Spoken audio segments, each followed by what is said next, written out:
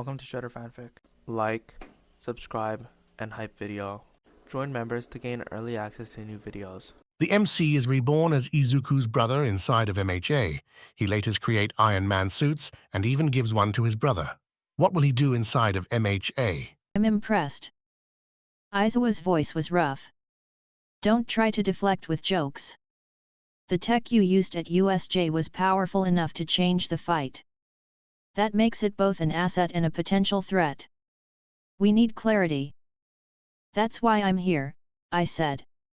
Ask. I'll answer what I can. Nizu folded his paws. Let's start simple. What exactly are those suits, by your own definition? Powered exoskeletal armor, I said. Modular, flight-capable, with layered repulsor weapons and integrated AI assistance. Designed by me, built by me, controlled by me. Controlled by you, Aizawa repeated slowly. You're quirkless. Correct, I said. And yet you built something like that by yourself. With some help from scrapyards and my AI, I said. But yet. I did. All Might studied my face, his eyes kind. You mentioned an AI. That voice you speak to inside the suit, that's one of your creations as well. Juno, I said. Custom built. She handles diagnostics, targeting assistance, running simulations, interfacing with the armor's systems. And yes, she only responds to me. Nizu nodded, tail swishing once. How long have you been working on this, Mr. Stark? Since I was 7, I said. I started with basic electronics. By 10, I built my first crude-powered frame. At 12, I had something that could fly in short bursts. Everything since then has been iterative improvements. Mark 7 is the latest. Aizawa's eyebrows twitched. 7, 10, 12, that's a lot of unsupervised development. That's a lot of focus, I corrected. I like building things. And I had the time. All Might frowned slightly. Does your mother know the full extent of this? Incomidoria, correct. Yes, I said. She knows I build things. She knows I'm quirkless and refuse to let that stop me. She doesn't know every detail of the combat specs, because I didn't want her to worry. But she knows enough. Nizu tapped a claw lightly on the wood. The suits are dangerous, Mr. Stark. Even used properly. And you deploy them without prior authorization on a school field trip. I met his eyes. Villains attacked. They tried to kill my classmates and my teacher and All Might. I used the best tools I had to stop that. If I'd left the armor offline to respect a paperwork schedule, the casualty list would be longer. All Might let out a deep breath. He's not wrong. Aizawa closed his eyes briefly, then opened them again. No one is saying you should have done nothing. We're saying we want to make sure this doesn't become a liability later. Nizu looked at him, then back at me. Your remote suit Mark the 5th, I assume operated independently in the flood zone and the plaza, yes. Under my command, I said. Direct link from here. I tapped my temple, then my wrist to Juno, to the armor cluster. Every command went through me. Could the suits operate without you? Nizu asked. I paused for a half second, then answered clearly. No. They have automation routines for pathing and collision avoidance, but no independent combat decision-making. They don't have permission to attack or move aggressively unless I or Juno give explicit orders. And Juno? Nizu asked. Could she lose control? Be hacked? Repurposed? She's air-gapped from external networks, I said. Her only link is through my hardware. No remote internet connection, no wireless open channels. If someone wants to hack her, they'd have to physically get into my systems first. Can she disobey you? Aizawa asked suddenly. No, I said. She can question, she can warn, she can refuse unsafe operations like self-destruct in a crowded area, but she can't override my core command set. I wrote her, I know her limits. Nizu watched my face closely while I spoke, weighing every word. You mentioned multiple marks. How many suits exist? 7 main ones, I said. 1 through 7. 1 to 3 are either dismantled or too outdated to be relevant now. 4 and 5 are older but still functional. 6 is now in Izuku's care. 7 is my current main use armor. All Might blinked. You gave 1 to young Midoriya. Mark the 6th, I said. Calibrated for him. Lower maximum output than my main suit, but strong defensive capability. Remote link disabled. Local control only. Its weapons threshold is locked so he can't accidentally vaporize anyone. Izuku stared. You armed my student. I equipped him, I corrected. He has 1 for all. Even at low percentages, he hits like a truck. The armor keeps him from shattering his own limbs and gives him flight and shielding options. It's a tool, not a crutch. All Might's eyes widened. You know about 1-4. I looked at him calmly. He's my little brother. You didn't seriously think he wouldn't talk to me about training with his favorite hero? All Might flushed slightly under the shadow of his hair, then smiled, a little awkward. I suppose that is natural. Nizu looked amused for a brief second, then returned to serious. So. 7 suits. 1 assigned to another student. 1 remote suit used in a real villain attack. All controlled by a quirkless first-year hero course student. He tapped the table again. Can you see why we might be cautious? Of course, I said. You'd be idiots if you weren't. But you also saw that the suits are on our side. Izuku's gaze hardened. Today, yes. We have to think long-term. What happens after UA? What happens if villains target you? If they try to convert or steal your tech? You're a walking strategic asset. Good sales pitch, I said. I've thought of all that. That's why I don't sell any of this. I don't let anyone copy it. I don't give out the schematics. Even if someone disassembles a busted plate, they're not getting the full picture. Still, Nizu said softly, we can't pretend this changes nothing. UA has rules about student gear, registration, safety reviews. You haven't gone through that process.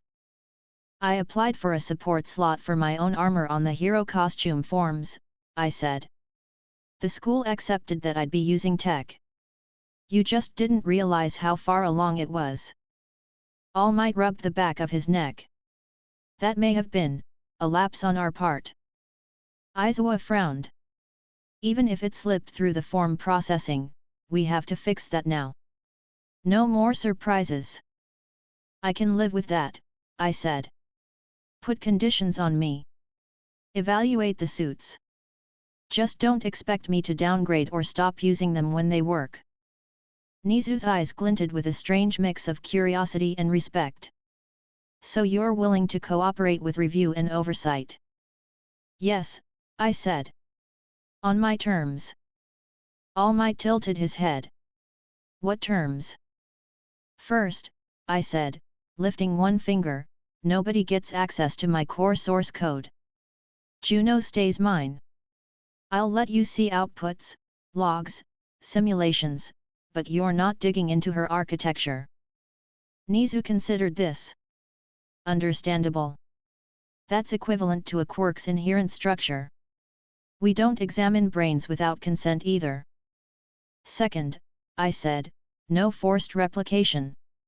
You can't assign my designs to support companies or other heroes without my agreement. If someone wants armor like mine, they need to ask me personally and accept my conditions. I'm not a mass manufacturer. All Might looked at Nizu, then back at me. You truly think ahead, young Stark. I've seen enough careless people in power, I said. I prefer contracts. Izuku narrowed his eyes. If we decide your suits are too dangerous to be used in class exercises, what then? Then I use lower settings for school, I said. We can build a training profile that caps output and disables certain weapons. Juno can enforce that profile while I'm on campus. Off campus, in real combat? I'm not playing with soft gloves. Nizu nodded slowly. A controlled mode. That's workable.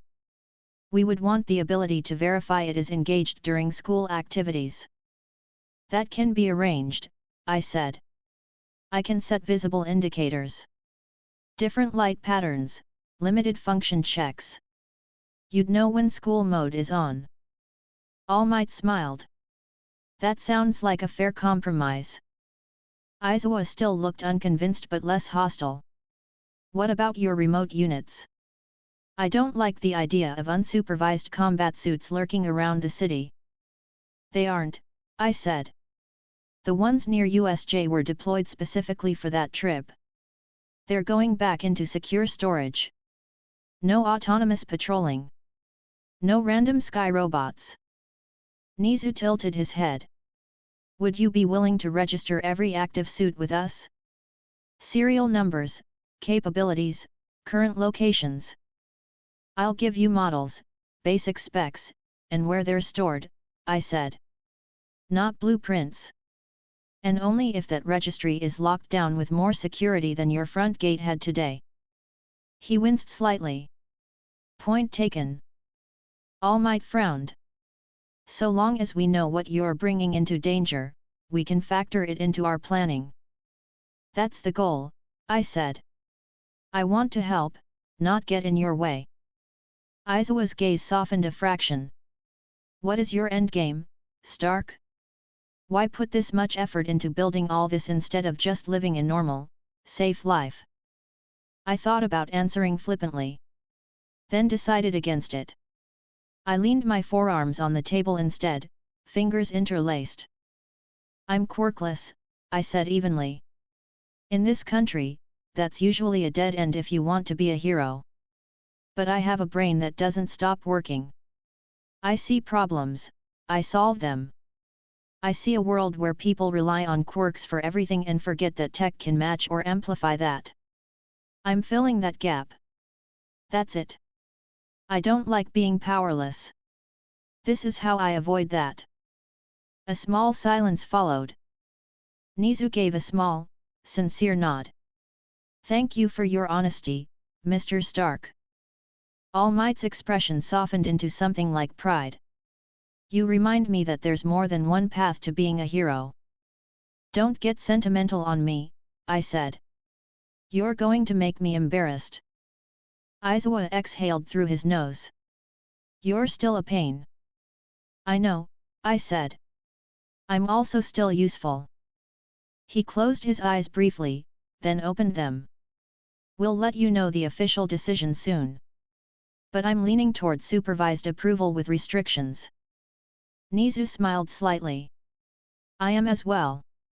It would be wasteful to shut down genius that already proved it can save lives.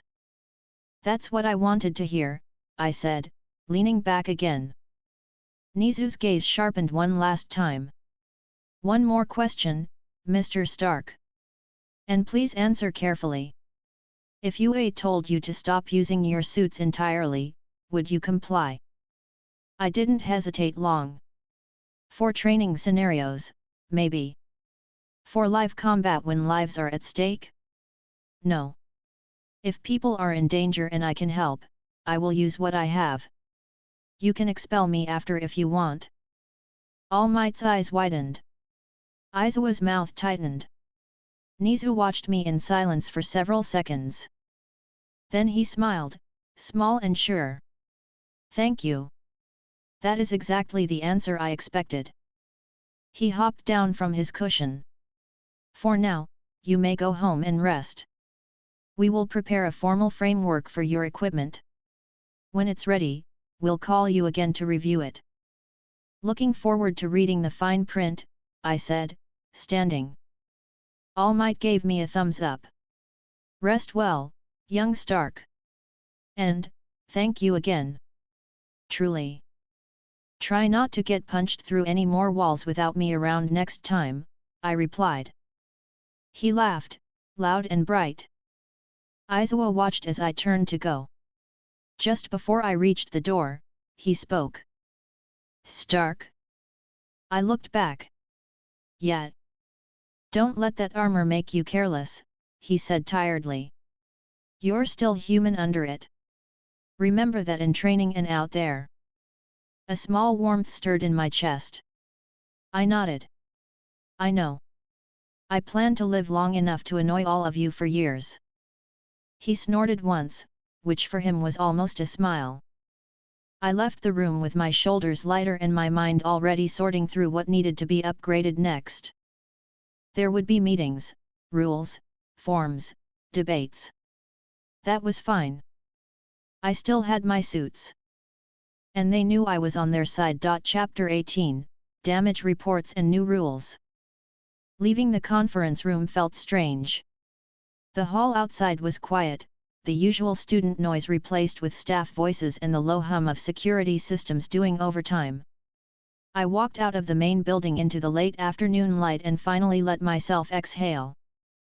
The adrenaline from USJ had faded, but the habit of keeping my shoulders squared and my thoughts sharp stayed. I checked my phone. A couple of missed messages from Izuku. You done yet? Is everything okay? Did they yell at you? I smirked faintly and typed back. Still alive. Heading home. Talk there. The reply came fast. Okay. I'll wait. Of course he would. I caught the train, leaned against the back wall of the car, and replayed the meeting in my head. Nizu's questions. Izuku's stare. All Might's voice. The word asset had come up without being said directly. I could live with that. But I needed the numbers to match the feelings. By the time I reached our building and walked up the stairs, the sun was low and the air had cooled. The door slid open with a soft sound. The familiar smell of home cooking oil, detergent, the faint scent of old books met me immediately. Tony. Mom's voice came from the kitchen, hesitant and worried. Hey, Mom, I said, stepping inside and taking off my shoes. I'm back. She peeked around the corner, eyes already shiny. You're not hurt? I lifted my arms and did a slow, controlled spin. 100% operational. Some bruises. Nothing serious. She let out a shaky breath and walked over, putting her hands on my shoulders and looking me over herself. They said there was an attack, villains. I saw the news. Yeah, I said. It got messy. But the teachers and All Might handled it. We helped where we could. Her lips pressed tight. You're students. You shouldn't have to deal with that. I know, I said. But we did. And we're okay. Mostly, Izuku added from the hallway. He was in his pajamas already, hair still damp from a shower. He looked tired but brighter than at USJ. Mom's been watching the news all day. I raised an eyebrow. That sounds healthy. She swatted my arm lightly. Don't joke about it. I caught her wrist gently and squeezed. I'm fine. He's fine. We'll tell you more later, okay? I need to run a few checks in the lab. She hesitated, then nodded slowly. Just, don't stay up all night. No promises, I said, but my tone was soft. She sighed, already resigned to the fact that it was a useless warning. Izuku watched me, eyes full of questions. I tilted my head toward our room. Later. He nodded. Okay. I headed downstairs. The lab welcomed me with the familiar glow of inactive reactor cores and ambient humming. The Mark 7 stood on its platform in the center, armor half open, plates bent and cracked in multiple places. The shoulder joint looked like someone had taken a hammer to it. Which, technically, they had. A very large hammer with muscles. I walked up to it, eyes tracing each damaged section. Juno, I said, dropping into my chair at the console, full post-incident diagnostic. Start with Mark 7 and Mark the 5th. Then give me a compiled report. Beginning diagnostics, she answered. Mark 7, structural analysis first. The suit's inner frame lit with scan lines. The holographic display next to it showed a rotating wire frame, red highlights marking every damaged section. Armor plating compromised on left shoulder, upper chest, and left flank, Juno said. Integrity reduced by 40% in those segments. Joint stability at 80% but misaligned. Repulsor nodes at 93% capacity. Internal systems mostly intact. So it looks worse than it is, I said. That's something. Internal dampening systems absorbed a substantial portion of the Nomu's strikes, she added. Without them, blunt force trauma would have caused significant internal injury. I rubbed my ribs absently. I could guess that part. Would you like pain suppression suggestions? She asked. No, I said. I'll live. Focus on the suit. Mark the 5th diagnostics complete, she continued.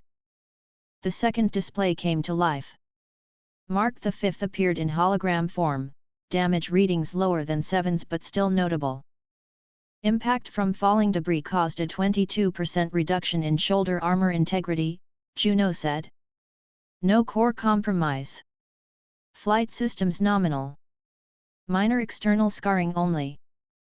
So it did its job and stayed pretty, I said. Good unit. Thank you, she replied. I leaned back, watching the damage logs scroll. All right, I said. Let's break this down. What failed first, and what held better than expected?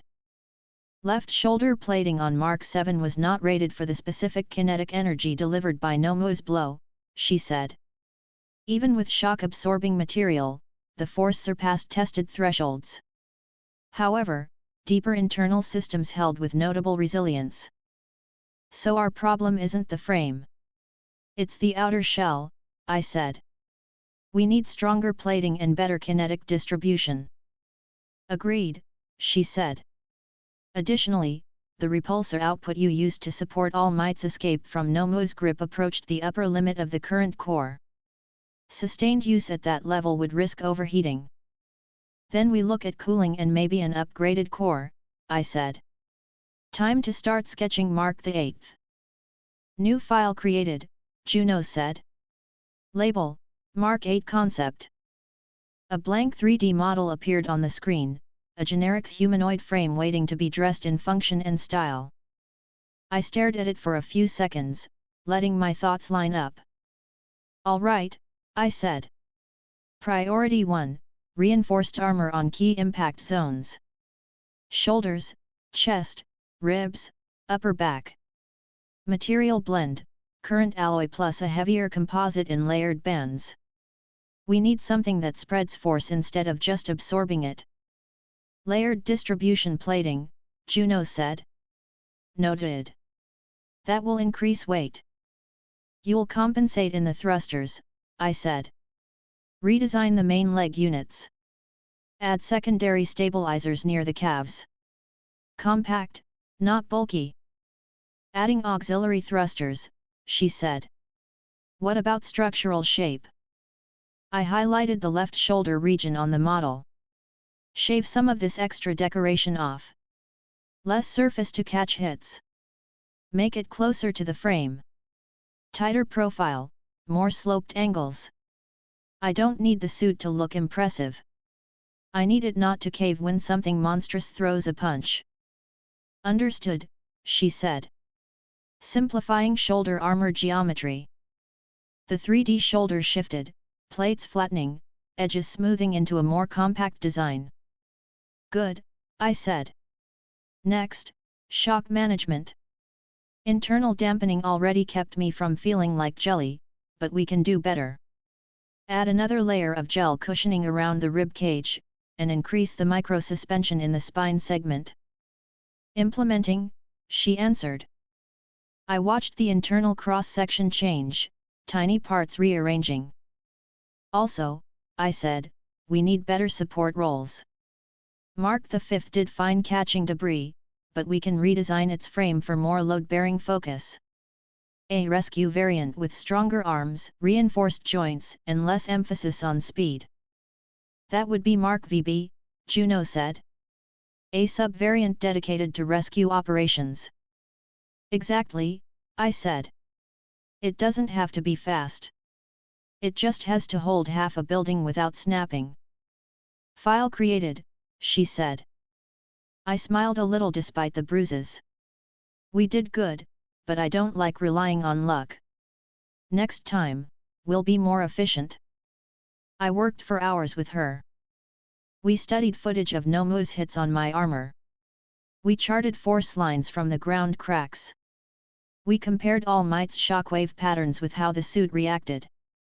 We looked at Mark V's trajectory when catching debris, how it bent under pressure and recovered. Every mistake became a line of code or a structural change. Every near miss became a design requirement. At some point, a soft knock sounded from the top of the stairs. Tony. Izuku's voice called quietly. You're still awake? Yeah, I said. Come down if you want. He walked in, hair messy, eyes half-lidded from fatigue but still focused. He wore an old t-shirt and shorts. His gaze went immediately to the Mark VII. It looks worse now that I see it up close, he said softly, stepping toward the damaged armor. Is it fixable? Of course, I said. I don't make disposable suits. Just slightly broken ones. He smiled slightly, then noticed the projection of Mark VIII taking shape. You're already building a new one. Planning, I corrected. Big difference. You don't rush the next step after getting punched by a science experiment. He walked over to the console, eyes widening as he saw the internal cross-sections. You're reinforcing the shoulders and ribs. Good eye, I said. Nomu taught us where we're soft. We're listening. He swallowed. I was really scared when I saw you standing in front of Aizawa-sensei like that. I know, I said. I saw your face. I thought you'd get smashed like he did, he admitted quietly. Even with the armor. Almost, I said. But almost and did are very different outcomes. The suit held enough. That's what matters now. He nodded slowly, then looked at the Mark VI in the corner. We should upgrade mine too, right? We will, I said. But not tonight. You need sleep. I need data. He laughed weakly. You always need data. And you always need sleep, I said. We all have our roles. He stared at the Mark VII one more time, then turned toward the stairs. Thanks for protecting everyone, Tony. I wasn't alone, I said. You did your part too.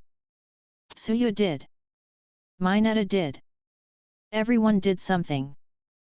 He smiled, a little shy. Good night.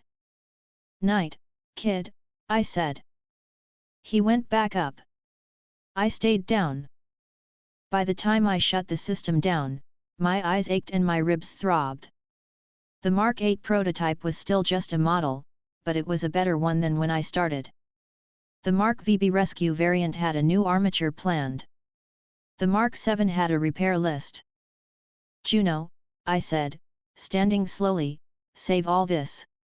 We'll hit it again tomorrow. Files saved, she said. You should rest. Yeah, I said. I heard that once or twice today. I powered down the lights and climbed the stairs. The next day at UA was subdued. Classes were technically suspended, but they called us in anyway for a half day of debriefs, check-ins, and emotional processing that most kids pretended they didn't need and clearly did. I walked into homeroom with my blazer unbuttoned, movements careful thanks to sore muscles. Izuku was already there, talking with Eureka and Ida. As soon as he saw me, he waved me over. "Tony. You made it," he said. "Of course I did," I said. "You think a little villain work is enough to keep me home?" Eureka smiled nervously. "I still can't believe all of that actually happened." Ida straightened his glasses. "It was a grave breach of security, but everyone did their best. And Stark's assistance was invaluable." "Thank you, Traffic Chief," I said. He flailed his arms a little. "I am not." "Never mind." I sat down, leaning back in my chair carefully. A few other classmates glanced my way. Shiro, Kirishima, Kaminari, they all gave small nods or waves. There was a new kind of awareness in their eyes now when they looked at me. Not fear, but the understanding that I was not just that guy with the fancy suit. I had acted. That stuck. Aizawa eventually walked in, heavily bandaged and wrapped, neck brace in place, eyes half-lidded but still sharp. The entire class went quiet the second he stepped onto the platform. He looked like he'd lost a fight with a blender, but he still gave us his usual unimpressed expression. "I'm alive," he said flatly. "Stop staring. It's rude." A collective exhale rolled through the room. He scanned us. "You all went through something real. Some of you saw more than you should have at your age. If you're rattled, deal with it. If you think you're fine, you're probably not. Either way, keep coming to class. We'll work." His eyes flicked briefly to me. No extra words. Just that look. I met it without flinching. Message received. He went on with the announcements: schedule changes, upcoming counseling availability, security upgrades. At one point, he mentioned that certain support items would be reviewed more strictly going forward. He did not look at me for that one, but he didn't have to. Homeroom wrapped. Students drifted out in small groups. No one ran or shoved. The energy was quieter. Izuku waited by my desk, bouncing lightly on his toes. "Walk?" I asked. He nodded. "Yeah." We headed out into the corridor together. The hallway buzzed softly with conversations, whispers of USJ, villains, Nomu, and All Might drifting around like persistent static. We found a quieter stretch near one of the windows overlooking the grounds. I leaned back against the wall. Izuku faced me, hands tucked in his pockets, anxious energy still simmering. "So," he said, "what happened in the meeting?" I took a breath. "They asked questions. I answered. Nobody tried to shut me down. That's the summary." He frowned. "What kind of questions?" "The obvious ones," I said. "How many suits? How dangerous they are? Whether they can go out of control? Whether I'm sane? The usual." He winced. "You're sane." "I know that," I said. "They needed to confirm." He waited quietly. "They wanted to know if the suits could act on their own without me," I continued. "I told them no. Which is true. I hold the keys. They also wanted to know how many exist. I told them about the 7 main ones and that you have the Mark the 6th. Izuku flinched slightly. "They know that part too." "Yeah," I said. "But I made it clear it's locked down. Local control only. No remote link. No secret autopilot. Just you, your brain, and your power wrapped in better metal." He relaxed a little. "Okay. They're going to set rules," I went on. "Restrictions. School safety modes.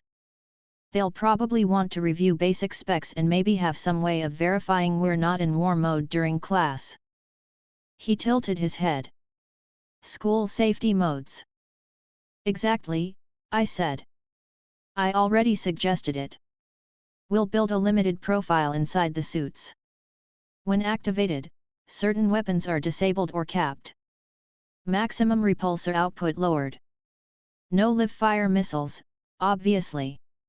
Flight speed reduced. Internal safeties hard-locked.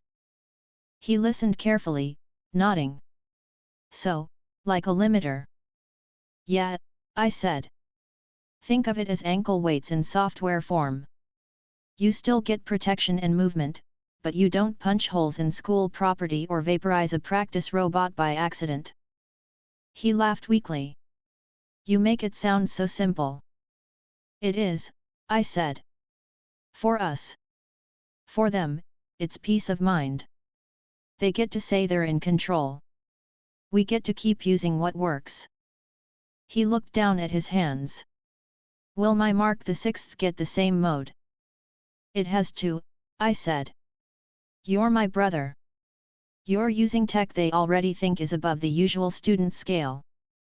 If I want you to keep it, I need to show them it's manageable. Izuku nodded slowly. What would my limiter look like? We'll sit down and decide together, I said.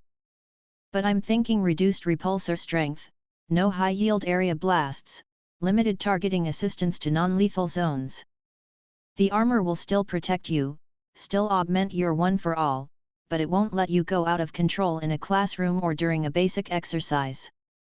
That makes sense, he said. I don't want to hurt anyone by mistake. I know, I said. That's why you're getting a say in the settings. You trust yourself in a fight, but you know you can panic. The suit's there to keep those moments from turning into disasters. He looked relieved by that. Did Izuku-sensei say anything about it? He thinks I'm a pain, I said. But a useful one. He doesn't want me to stop. He just wants boundaries. That sounds like him, Izuku said with a tiny smile. Nizu, on the other hand, I said, is thinking in terms of long-term strategy. He sees my suits as a factor UA has to plan around. He's not wrong. Izuku swallowed. Does that bother you? No, I said honestly. I knew this would happen eventually. You fly around in a metal shell and shoot lasers, people notice. Better we talk now than wait until something goes wrong and they freak out. He rubbed the back of his neck. Yeah. So here's what's going to happen, I said. You and I will set up a school-safe mode for both Mark VI and Mark VII. Juno will enforce it whenever we're on UA grounds or during official school training. Outside, if it's real danger time, I can override it. They don't control that part. Will they accept that? He asked. They will if they're smart, I said. They know they can't leash everything. They just want assurances that we're not dangerous children playing with missiles in gym class. He shuddered. Yeah, that would be bad. We'll make it clear, I continued. Bright visible indicators when safety mode is on. Maybe shift the chest light color, change HUD outlines, a little tone only we can hear. That way, if a teacher asks, we can show them the suit is locked down. Izuku's eyes lit up, his brain clearly running with the idea. That could work. It's like when support companies design limiters into power suits for heroes with tricky quirks. Exactly, I said. Except I built both the suit and the limiter. Which makes it easier to trust. He shifted his weight, chewing lightly on his lower lip. Tony, are you okay with all this attention? Being called into meetings, having them ask about your tech, treating you like a weapon. I'm fine, I said. I knew what I was doing when I built the first suit. The second. All of them. If I use something this powerful publicly, it's my responsibility to manage the reaction. That's part of the job. He looked at me with something like worry and admiration mixed. You're really strong, Tony. I'm prepared, I corrected. You're strong. I build things so you get to stay that way without needing a hospital bed every week. He laughed a bit. We're a good team. We are, I said. And we're going to keep it that way by not giving Nizu a heart attack. He nodded firmly. So after school, lab? Yeah, I said. We'll go home, eat something, then lock ourselves in the basement for a while. You get to be the first test case for school safe mode. He raised an eyebrow. Is there a non-school safe mode? I gave him a small grin. You've already seen it. His face turned pink. Right. USJ. Exactly, I said. Try not to think about that one too hard right now. Focus on the part where you get to keep the armor and still be the responsible student. I'll try, he said, smiling weakly. The bell rang overhead, signaling the next scheduled block of whatever packaged emotional support they had planned. Some students started heading back to the main wing. Izuku glanced that way. We should go. Yeah, I said, pushing off the wall. Let's get through the rest of this day. Then we get to work. We walked back toward the classroom together, shoulder to shoulder. My ribs hurt. His eyes still carried flashes of USJ. But our steps were steady. There was a lot to fix in the world. At least our suits would be ready. Chapter 19, Calibrations and Questions. After classes that barely counted as classes, we went home. Mom fussed over us until I promised, 3 separate times, that neither of us had concussion symptoms and we had already been checked twice. Eventually she let us retreat to our room. Izuku dropped his bag on the floor and looked at me with that serious, ready expression he only got when training or talking about heroes. So, he said, lab. Obviously, I said. We've got new rules to implement. Might as well make them ours before someone else tries. He smiled nervously. Okay. Let's go. We headed down to the basement. The lab lights came on automatically, revealing the usual organized mess, tools, screens, parts, and 2 suits that defined too much of my time. The Mark 7 stood with its cracked plates removed, inner frame exposed and waiting for new armor. The Mark 6 sat in its dock, polished and complete, the gold and green scheme reflecting overhead light. Juno spoke as soon as we stepped in. Welcome back, Tony. Hello, Izuku. Hey, Juno, Izuku said happily. We're gonna work on the limiter thing now. School safe mode, I corrected, walking straight to the main console. Let's brand it properly. New profile branch? Juno asked. Yeah, I said, sitting and pulling the keyboard closer. Create a safety profile for the Mark 6 and 7. Label it U.A. Mode. Profile created, she replied. Parameters. Izuku came up beside me, eyes flicking over the code windows as they opened. He still didn't understand everything, but he tracked enough to know what changed. All right, I said, fingers moving as I spoke. First, offensive caps. Set repulsor output to 20% of maximum in UA. Mode. 20. Izuku repeated. Is that enough? For training? I said. More than enough. You could knock someone unconscious or send them flying. You just won't turn anyone into ash. That's the point. He nodded. Right. Juno, I continued, lock long-range fire modes. No continuous beams. Short pulses only. And disable any lethal targeting presets. Confirmed, she said. No sustained fire. Short pulses only. Nerve cluster targeting off. Izuku shivered a little. You had those. Of course, I said.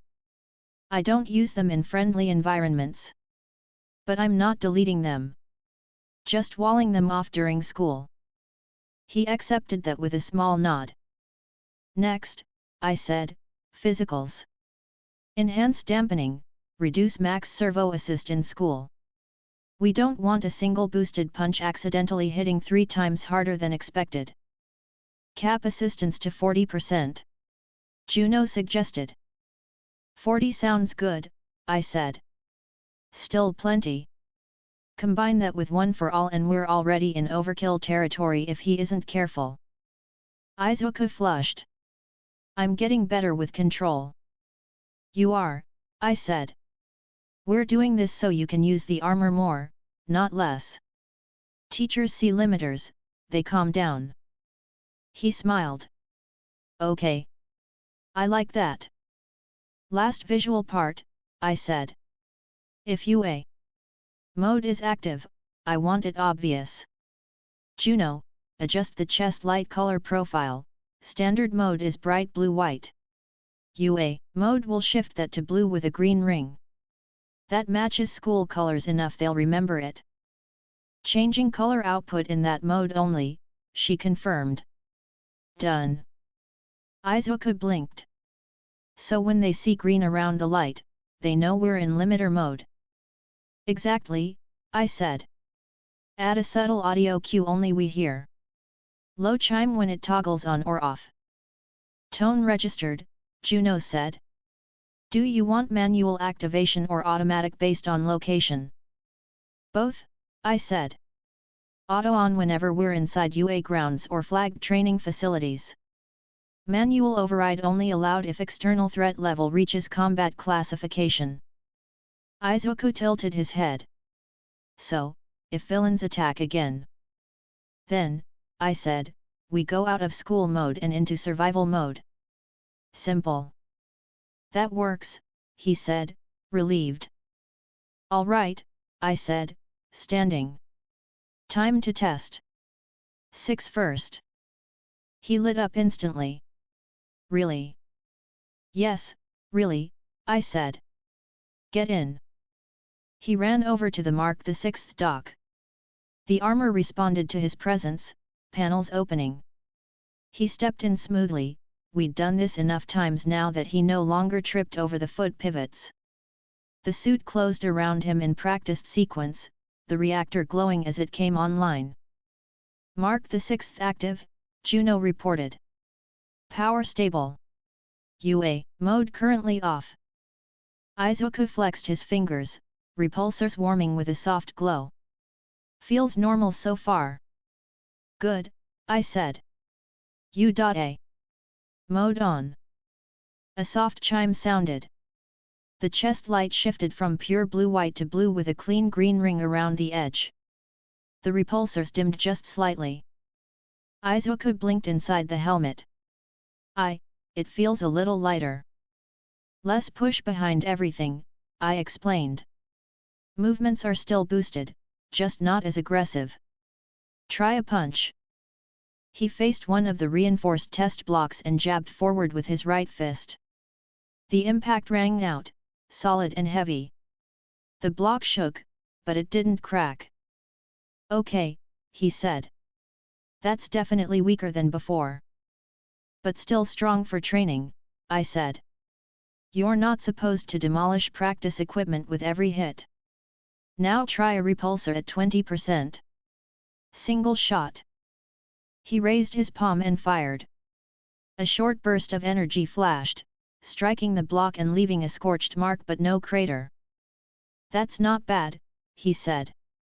I could still knock back a robot with that. You could knock back most people, I said. Robots too. And in training, that's enough. He nodded. I like it. Try moving around, I said. Run, jump, simulate a dodge. He followed instructions immediately, jogging across the lab mats, boosting with small bursts from the thrusters, then cutting and changing direction. I watched the telemetry. Everything tracked within the new limits. No spikes. This is good, I said. All of this is easy to justify on school forms. He slowed to a stop, facing me again. Now yours. Yeah, I said. Get out of the 6 and park it. Then we'll test UA mode on the 7's baseline system. He stepped out, the armor opening. He watched eagerly as I stepped up to the Mark 7 rig. Some plates were still damaged, so I didn't fully deploy it. I locked on chest, arms, and legs, leaving the ruined shoulder piece offline. Enough for a systems demo. The new armor wrapped around me with that familiar series of clicks and hisses. The reactor hummed. Status lines scrolled across the HUD. Mark 7 online, Juno said. Core at 60%. U.A. Mode off, I confirmed. Feels normal. Now turn it on. The chime sounded in my ear. The chest light dimmed and added the green ring. I felt the subtle difference: less torque in the servos, finished movements decelerated a fraction sooner, repulsor charge curves shallower. Yeah, I said. Good. This feels calm. Repulsor test? Juno asked. Yeah, I said. 15% for me. You know my habits. She adjusted. I aimed at a separate plate and fired. The burst hit, leaving only a scorch and small dent. Safe, I said. Teachers can't complain about that. Izuku smiled. You think they'll trust us now? They'll trust us more, I said. Trust is a staircase, not a, never mind. It goes up slowly. This helps. He laughed. You almost said something cryptic. I stopped in time, I said. I'm proud of me. He shook his head, still smiling. We ran more tests: tilt thruster usage, emergency stop, jump height, lockouts on certain weapon routines. Everything worked the way I wanted. The suits remained ours, but now they had a clearly defined safe face for the school. By the time we went back upstairs, it was late and Mom had fallen asleep on the couch. We threw blankets over ourselves and called it a night. 2 days later, my phone buzzed during lunch at school. Sender, Nizu, admin. Please come to the principal's office after classes today. This concerns USJ evidence and external coordination. Short. Direct. Respectful. Dangerous word, external. I slid the phone back into my pocket. Izuku noticed, his eyes flicked over. Something important? Yeah, I said. Nizu wants a follow-up. You'll text me, he asked. Always, I said. Classes dragged. When the final bell rang, most of the class trickled out in groups. I headed alone toward the admin wing. Nizu's office was bright and clean, full of shelves, plants, and monitors showing different parts of the campus. He sat at his desk, paws folded. He wasn't alone. All Might stood behind him in his thin, deflated form, wearing a suit and a serious expression. His eyes had dark circles, but they were alert. Next to the desk, sitting in a chair in a beige trench coat, was a tall man with neat black hair and a calm, tired face. A tie was tucked under his coat. His gaze carried the kind of constant evaluation you only saw in police or heroes. Mr. Stark, Nizu said pleasantly. Thank you for coming. Sure, I said, closing the door behind me. I see we've upgraded to the extended cast. All Might coughed into his fist. Young Stark, this is Detective Tsukachi Naomasa. He is in charge of the investigation into the League of Villains. Tsukachi gave me a small bow from his seat. Tony Stark. First-year student, no known quirk, high score on the entrance exam, and an owner of advanced support equipment. I've seen some grainy footage of your work at USJ. Grainy, I repeated. That sounds like an insult to my resolution standards. He allowed himself a small smile. The feeds from the facility cameras weren't meant to record that kind of chaos. You moved too fast. Good, I said. That means I'm difficult to track. Nizu gestured to the chair opposite them. Please sit. I did, leaning back slightly, relaxed but attentive. Nizu started. We'll be clear with you, Mr. Stark. We need your help. Fine by me, I said. What do you want? Tsukachi folded his hands together. Video. Audio. Sensor logs. Anything your suits recorded during the USJ incident. The more complete, the better. The official UA surveillance was compromised early in the attack. Your systems may be the best record we have of the villain's behavior, strength, and quirk usage. He spoke calmly, no pressure in his tone, just simple necessity. His quirk meant lying here was a bad idea. Not that I felt a need to. Reasonable, I said. You want my footage so you can analyze Nomu, warp signatures, Shigariki's movement, that kind of thing. Exactly, he said. All Might watched quietly. He looked like he wanted to say something, but kept still. I thought ahead. Full raw logs would include my deeper suit diagnostics, power curves, some proprietary details I didn't plan to hand out like candy. I'll give you everything related to the villains, I said. Movement, audio, environment. But I'll scrub certain internal armor metrics. You don't need those to analyze them. Tsukachi raised an eyebrow slightly. You're worried we'll try to reconstruct your technology from the logs. I prefer to stay the only one flying my designs, I said. No offense. He nodded, not offended. That's understandable. As long as the edits don't remove relevant villain data, I have no objection. Nizu's tail moved once. We trust you to be honest with that line, Mr. Stark. You should, I said. I was there. I want them caught as much as you do. Tsukachi's gaze stayed on me, weighing that. His quirk did its job. He nodded slowly. You're telling the truth. Always convenient, I said. Nizu looked satisfied. When could you provide this? Today, I said. Juno's already got it compartmentalized. I just have to run one more pass to delete some armor internals. You brought it with you? Tsukachi asked. It's always with me, I said, tapping my temple lightly. I don't leave my brain or my drives at home. He smiled faintly. Efficient. Nizu slid a small data capsule across the desk.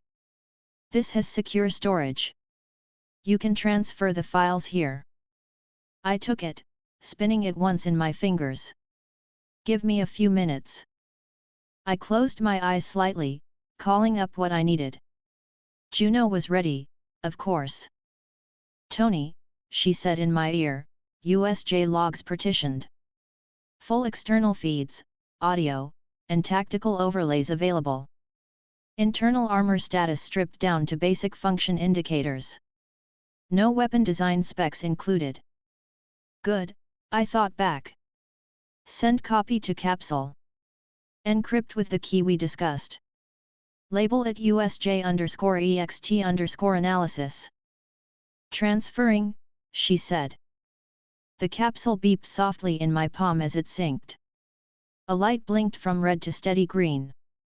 I opened my eyes and set it back on the table. There. Everything you'll need on them. Nothing you don't need on me. Tsukachi picked it up gently like it was fragile evidence from a crime scene. We'll run it through our secure systems. If we have questions about something we see, we'll ask. That's fine, I said. All Might leaned forward a little. Young Stark.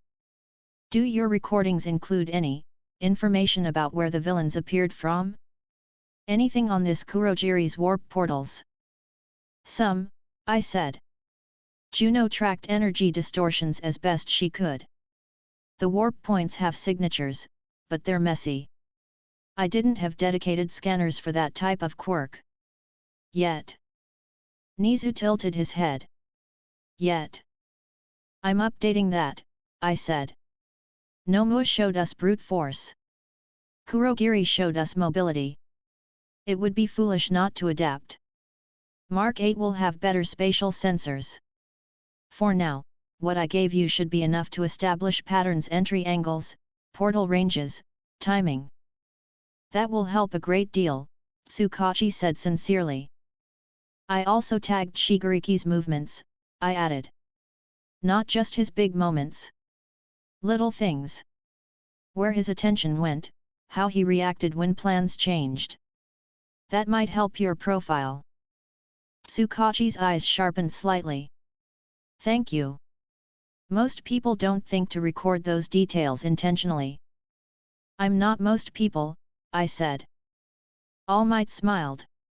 We've all noticed that. Nizu crossed his paws. Mr. Stark, this may not be the last time we ask you for data or assistance. Are you comfortable with that? As long as you respect my lines, I said.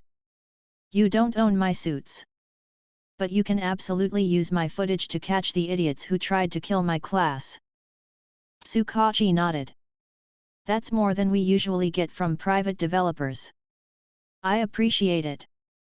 Don't put me in the same category as everyone else, I said. I'm one of a kind. He chuckled. You certainly act like it. Nizu's voice softened a bit. We also wanted to tell you directly, your actions at USJ are officially recorded as positive intervention. There will be no punishment for deploying your armor in that context. That would have been an interesting disciplinary meeting, I said. Punishing someone for saving people. All Might and I argued that point strongly, Nizu said. Aizawa as well. I didn't doubt him, I said. He pretends to hate us all equally, but he cares. A small smile tugged at Nizu's mouth. He does. Tsukachi stood, tucking the capsule into his coat. I'll be in touch if anything important comes up. Through Nizu, usually. For now, focus on being a student. Let us take care of the League. I'll do both, I said. I'm good at multitasking. He gave me one last assessing look, then bowed slightly and left. All Might watched him go, then turned back to me. Young Stark. About your training with Midoriya, you've been helping him, yes? Of course, I said. He's my brother. I'm not leaving his growth entirely up to you. All Might laughed softly, then winced at his ribs. Fair enough. Keep supporting him. He'll need both of us. I know, I said. We were planning another session soon. Nizu seemed pleased. In that case, I won't keep you longer. Thank you again, Mr. Stark. I stood. Anytime. I left the office with my pockets lighter and my involvement with official investigations deeper. That was fine. If they were smart, they'd treat me as a partner, not a suspect. So far, they were doing all right. Izuku was waiting near the front gate when I came out of the main building. He jogged over immediately. So, he asked. They wanted the recordings, I said. I gave them a accurate set. Everyone's happy. He let out a breath he'd been holding. Good. Now, I said, glancing at the sky, it was still just late enough. I think we've earned something useful. He blinked. What? Training, I said. Dagaba Beach. One for all plus mark the 6th calibration. You want to use both at once? Time to make that official. His eyes lit up instantly despite the lingering fatigue. Yes. Go tell Mom we're doing light training and we'll be back before it's dark, I said. I'll grab what we need. He nodded and took off. I checked the time, ran a quick internal systems check through Juno, and headed home at a brisk pace. The sky was orange by the time we reached Dagaba Beach. The cleanup All Might and Izuku had done before still showed less trash, more sand, more space to move. The tide rolled in and out steadily. A few distant people walked along the far end, but we had our usual area clear. Izuku wore his tracksuit and the Mark VI in partial deployment arms, legs, chest, but no helmet, so he could breathe and talk easily. The chest light had no green ring now. This wasn't school. This was real training. I stood opposite him in light gear, reinforced boots, slim exo bracers, no full armor. I didn't need the Mark VII for this. Today was about him. All right, I said, hands on my hips. Goal is simple. We're sinking one for all output with the suits dampening and your movement. No more full smash injuries. No more breaking arms to feel accomplished. He winced at the memory. Yeah, agreed. First, we get clean data, I said. Juno, start OFA session log. Label at Midoriya joint training A1. Track force output from his limbs, suit strain, and ground impact. Recording, Juno said. Izuku took a breath, squaring his shoulders. What % should I use? Start with 5, I said. You can handle that now without breaking anything. We'll test punches, kicks, and movement. Then we'll see if we can push to 8 in the suit safely. He nodded. Okay. First target, I said, pointing at a reinforced dummy I'd installed in the sand, a heavy metal cylinder with internal sensors. Arm only. Right fist. Full focus. Don't think about smashing. Think about precise power. He faced it, placed his feet, and clenched his right hand. The Mark VI's gauntlet adjusted slightly as One for All's energy pooled, their green crackles slipping over his skin and into the metal, the suit reading and redirecting some of the force. 5%, he murmured. Detroit. No names, I cut in. Just hit. He blinked, then nodded. Right. He punched. The impact rang out like a hard drum hit. The dummy shuddered but didn't dent. The sand around its base kicked up. Izuku's body jolted, but not dangerously. He hissed once, then flexed his fingers. That didn't hurt. Exactly, I said, stepping in with a tablet and checking the readings. Suit absorbed 30% of the shock, redirected another portion into the ground. Your bones only had to handle the rest. Still heavy, but safe. His face brightened. So I can really use it with One for All like this. That's the point, I said. Again. Left hand this time. We repeated it. Different angles, different strikes. Juno compiled everything. After a dozen clean hits, he bounced on his toes, energized. This feels amazing, Tony. Don't get cocky, I said. We're still in baby range. But yes, it works. He laughed, breathing harder. What about kicks? We'll do that next, I said. But first, movement. One for All isn't just about hitting. It's about moving your body faster than normal. The suit can help without getting in the way. He nodded quickly. I'm ready. Good, I said. We'll combine light OFA with thruster assists. Small bursts only. Nothing above 5% yet. You move, the suit responds, Juno monitors your stress. Ready? Yes, he said. We set up a basic course. I marked points on the sand with small flags. Run from here to there in a straight line. No obstacles. Activate 5% in your legs. Light thruster boost only if you start to lose balance.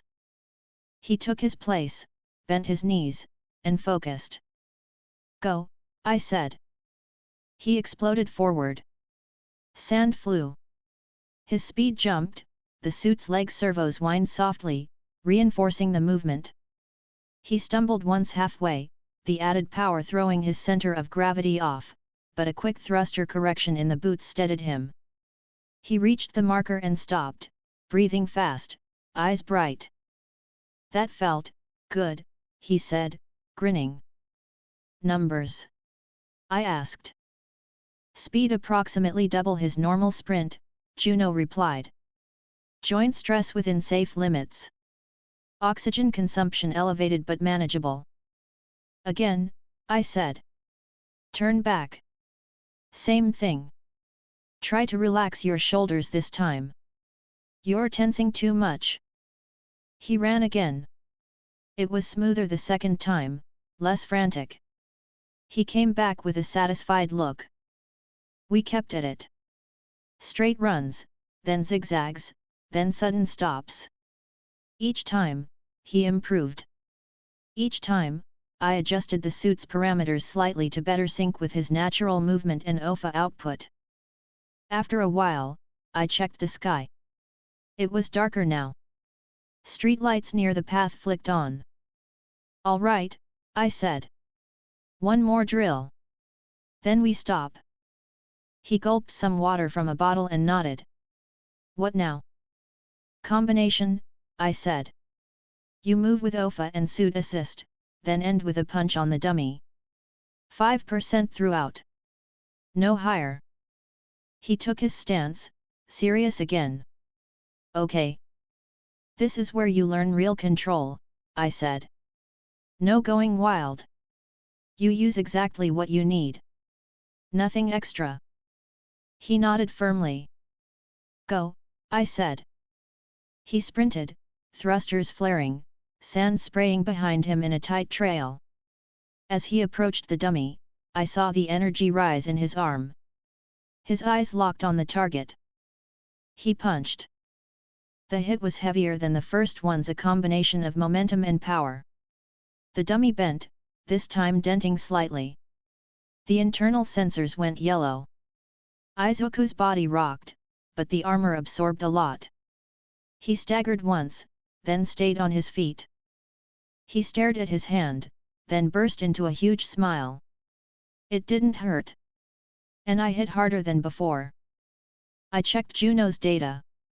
She confirmed it. True. That was closer to what you used against some of the robots. But with less self-inflicted damage. He laughed, loud and genuine. This changes everything, Tony. Calm down, I said, though I felt a flicker of satisfaction. It improves everything. You still need brain and tactics. He nodded quickly. I know. But, thank you. You're welcome, I said. I turned slightly, because I already knew we weren't alone. All Might, I called toward the rocks behind us. You can come out. You're not pretending that well. Izuku jumped, startled. All Might. A familiar tall figure stepped out from behind the broken concrete at the edge of the cleared beach. He was in casual clothes, but even without the costume, he was impossible to miss. He scratched his cheek sheepishly. Ah, you noticed me, young Stark. You're about as subtle as a billboard, I said. I knew you'd show up eventually. Izuku's eyes went wide. Have you been watching this whole time? All Might smiled broadly. Just for a little while. I wanted to see how you two train together. He walked closer, looking Izuku up and down, then turning his attention to the Mark VI. You've been busy. We like being prepared, I said. All Might put his hands on his hips, impressed. The way you were moving, young Midoriya, that's what I hoped for. One for all used alongside support, not against it. Izuku lowered his head modestly. It's thanks to Tony. He adjusted everything so I wouldn't break myself. All Might looked at me with genuine gratitude. You've done a lot for him. I plan to keep doing it, I said. You gave him the spark. I'm just refining the hardware. He chuckled. A good way to put it. He turned serious for a moment, gaze shifting between both of us. The sports festival is coming. There will be eyes on all of you. If you plan to use your suits there, you'll need to balance impact with safety. We're already working on UA mode, I said. Limiters, clear indicators, everything. We'll talk to the staff before the festival. That will help, he said. Some of the other teachers were surprised by USJ. Good surprises, I said. Mostly. He smiled. Mostly. Izuku bounced lightly in place, still energized from training. Do you think I'll do okay, All Might? All Might looked at him with open pride. With training like this? Yes. Just remember what we talked about. You don't need to destroy yourself to prove your worth. Izuku nodded firmly. I know. I'll show them what I can do without breaking bones. Good, All Might said. A cool wind rolled in from the water. The sky was darker now, the last traces of orange gone. I checked the time. We should head back. Mom will start worrying again. Izuku made a face. Yeah, she's been on edge since USJ. Understandably, All Might said quietly. He straightened again. You two go ahead. I'll close things out here. You sure? I asked. He smiled. I need a moment anyway. All right, I said. Izuku bowed quickly. Thank you for watching, All Might. Anytime, my boy, he said. We started walking away. I glanced back once. All Might stood looking at the sea, shoulders a little slumped, then straightened as if forcing strength back into himself. I didn't comment. I'd already filed that data away. We headed home, both tired, both satisfied. There was a lot left to build, a lot left to fight, and a lot left to prepare for. But step by step, we were getting there. Chapter 20, Lights, Noise, and Expectations. The morning of the sports festival started a lot quieter than it should have. The sun was already bright through the kitchen window. The TV in the living room was on low, some commentator talking about UA and the next generation of heroes with too much energy for this hour. The smell of grilled fish and rice filled the apartment. I sat at the table in my uniform pants and undershirt, sipping miso soup, watching Izuku fight his nerves again. He stared at his food like it was a final exam. His chopsticks trembled in his hand. You know, I said, you have to eat it. It's not going to jump into your mouth on its own. He jumped slightly, then let out a shaky laugh. I know. I'm just, really nervous. This is the sports festival. The whole country watches this. Exactly, I said. Free publicity. That's not helping, he muttered. Mom fussed near the stove, glancing between us every 3 seconds. Her hands twisted in her apron when she thought we weren't looking. You boys need energy for today. You can't compete on an empty stomach. I'm fine, I said, taking another slow sip. I'm used to pressure. Izuku nodded quickly. I'll eat, Mom. I'm just thinking. Stop thinking so much, I said. Use that energy to move your fork. He sighed, then finally started eating properly. It wasn't graceful. But it went in. Mom hovered a little closer. They said on the news that pros will be watching from all over the country. They even mentioned some agencies by name. Endeavor, Best Jeanist, Edgeshot. Izuku nearly choked. Endeavor's watching. Probably, I said. And a lot of others. It's U.A.'s top showcase. That's what it's for. He swallowed hard. Mom wrung her hands again. You'll be careful, right? The sports festival can be rough. They let you fight in front of everyone. I put my bowl down. It's not a street brawl, Mom. It's structured. There are rules, referees, medics. And both of us will be in peak condition. Plus, I've got armor. He's got a quirk that makes punching interesting. We'll be fine. She frowned. Tony. I looked up and met her eyes. I'm not going to be reckless. I know how much this matters to you. Her expression softened. That's all I wanted to hear. Izuku finished the last bite, wiped his mouth, and stood. We should go. We can't be late. I stood too, grabbing my blazer from the chair. You ready? No, he said honestly, then smiled nervously. But I'm going anyway. Good answer, I said. Mom brought our bags over. She squeezed Izuku in a tight hug, then grabbed my shoulders and gave me a shorter, firm one. Do your best. Both of you. I'll be watching on TV. You'll be proud, I said. I guarantee it. She smiled, a little teary. I already am. The train to UA was more crowded than usual. Cameras and supporters filled nearby cars. People wore shirts with hero logos, carried flags, and argued about which class would dominate. Somewhere behind us, a couple of voices argued over Todoroki versus Bakugo versus that mysterious iron boy from 1A. That last one was obviously me. I didn't react, but I filed it away. Effective branding. Izuku clutched the strap above him, listening to everything around us with a mix of awe and dread. They're really all here for us. Yeah, I said. Try not to trip on the way in. He groaned. Please don't jinx me like that. You're the one who tripped at the entrance exam, I said. I'm just using precedent. He puffed his cheeks slightly.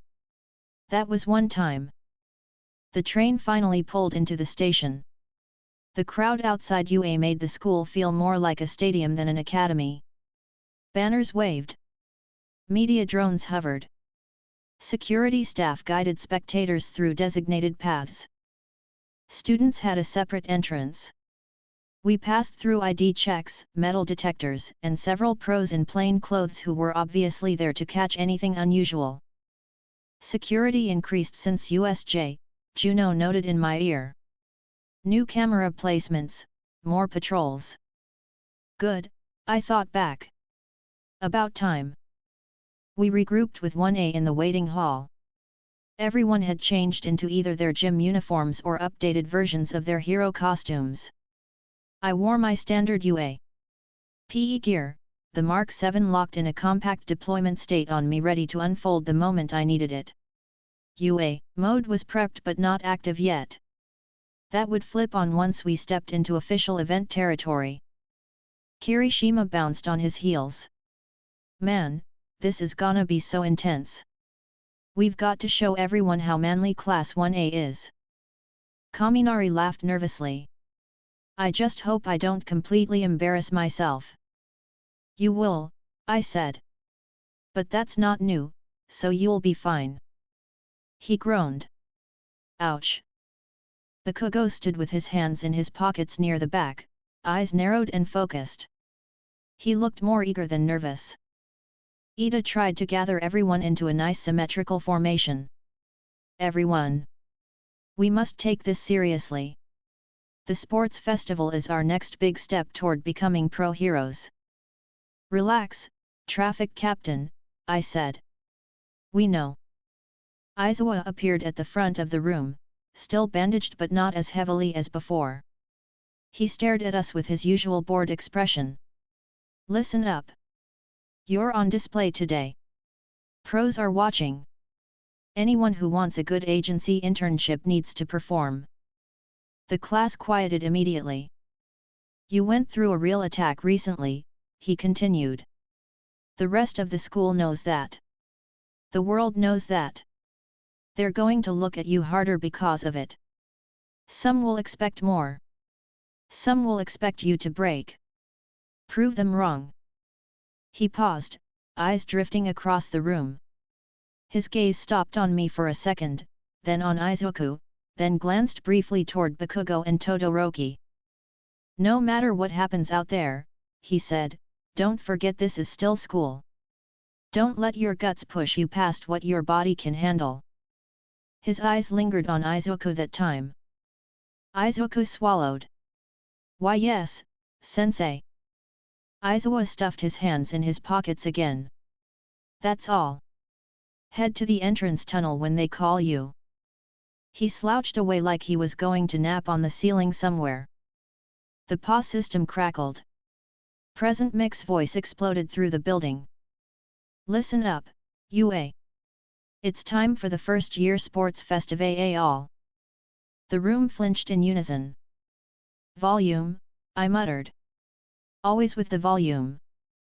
Kirishima laughed. Man, he's hyped. We filed out into the tunnel, feet echoing against the floor. The closer we got to the stadium opening, the louder the crowd noise became, a rising wall of cheers, shouts, and music. The air vibrated with it. Izuku's breathing sped up. He wiped his palms on his pants. There's so many people. Eyes straight ahead, I said. You've already fought robots, slime monsters, and a multi-quirk beast that wanted to break your arms off. This is easier. They can't hit you from the stands. He let out a nervous laugh. When you say it like that, it almost sounds comforting. Because it is, I said. We stepped out as Class 1A. The stadium was massive. Stands filled top to bottom with spectators. Giant screens showed our faces as we emerged. Present Mike shouted into his mic from the commentary booth, while Midnight stood on the field as host. And here they are, folks. Present Mike screamed. The stars of the recent incident. The class that survived a real villain attack. Class 1A. The crowd roared louder. Some cheered in pure support. Some in curiosity. Some in morbid interest. I tuned it all out. Noise was background. Data was what mattered. Juno, I thought, activate UA mode. Both suits. No full deploy yet. Soft chime. The Mark 7's core shifted in my internal display. If it fully formed, the chest light would show the green ring. For now, it remained dormant, in its compact sheath under my clothes. U.A. Mode active, Juno confirmed. All limiters engaged. Good. We joined the rest of the first years on the field. Class 1B, General Courses, Support Students, Business Track. All lined up in rows. Some eyes from other classes flicked toward us with open hostility or envy. 1B's Monoma was already smirking and whispering something to his classmates while glaring our way. I really don't like that guy's face, I said quietly. Izuku followed my gaze. He seems intense. That's one word, I said. Midnight clapped her whip against the ground to get attention. Welcome, students and spectators. You all know why we're here today. It's the UA Sports Festival. A grand tradition and your chance to show what you've got. The crowd responded again, chanting, clapping, stamping feet. The sound rolled across the stadium. Midnight continued, voice shifting into her teacher mode. As you all know, after recent events, many are particularly interested in our hero course students this year. But remember, this is a festival for all of you. Show us what you can do, no matter what department you're in. Her eyes slid deliberately toward Class 1A. But yes, our hero course will probably draw the largest spotlight. Kaminari shifted nervously. Oh man. Bakugo clicked his tongue. Whatever. They can look all they want. I'll still win. Midnight raised her arm. Now for the opening pledge. From our first-year representatives, let's hear from Class 1A's very own. Her gaze slid down the list. Katsuki Bakugo. Izuku stiffened. Kaken got picked. Of course he did, I said. He's loud and strong. Broad appeal. Bakugo scowled, but he stepped forward without hesitation. The crowd watched him climb up to the small podium in the center. His hands were deep in his pockets, shoulders loose but coiled. For a second, it looked like he might actually try to say something conventional. Then he leaned toward the mic and spoke in his usual blunt tone. I'm gonna win, he said. The stadium went quiet for a beat, as if they'd misheard. Then the booing started in some sections. Some people shouted in amusement. Others yelled things like cocky brat or arrogant. A few cheered at the confidence. Bakugo didn't flinch. He just walked back down, ignoring everything. Kirishima laughed. He's so honest. It's consistent branding, I said. Crude, but effective. Izuku looked torn between being impressed and worried. Kaken's always like that. The early formalities ended. Midnight cracked her whip again. All right, that's enough warm-up. Time to begin the first event. Present Mike took over. You know IT. You love IT. It's the first round, the Obstacle Ray AI. The screen flashed with the event title. The crowd cheered again. Midnight spread her arms. All first years will participate. It's a circuit around the stadium track with various obstacles. Your starting point is the gate over there. Move, people. Students started filing toward the huge gate entrance.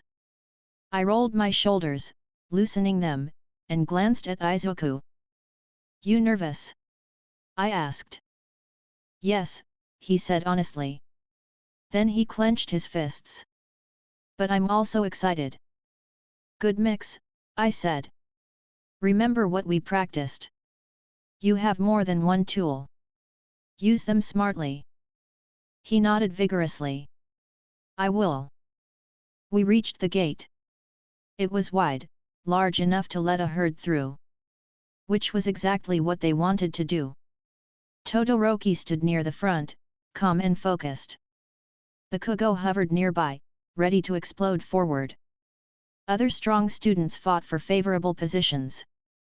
Ida stretched like this was a track tournament. I didn't shove to the front. I stayed in the first third of the pack. With flight capacity, my starting point wasn't as critical.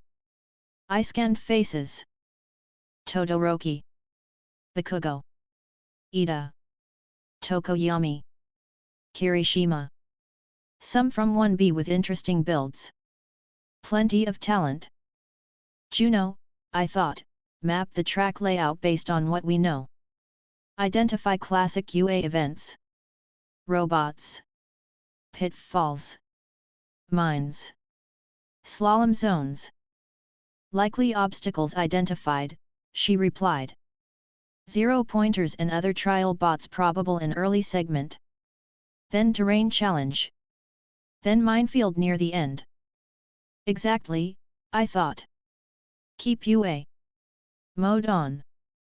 We're not blowing anything up unless they give us a target that needs it. The crowd noise dimmed slightly from our position behind the gate. The huge metal doors stood closed. Present Mick's voice cut through overhead. All first-year students are in position. When the gate opens, the race begins. No outside support items beyond what's approved. No leaving the track entirely. And remember. He grinned into the camera.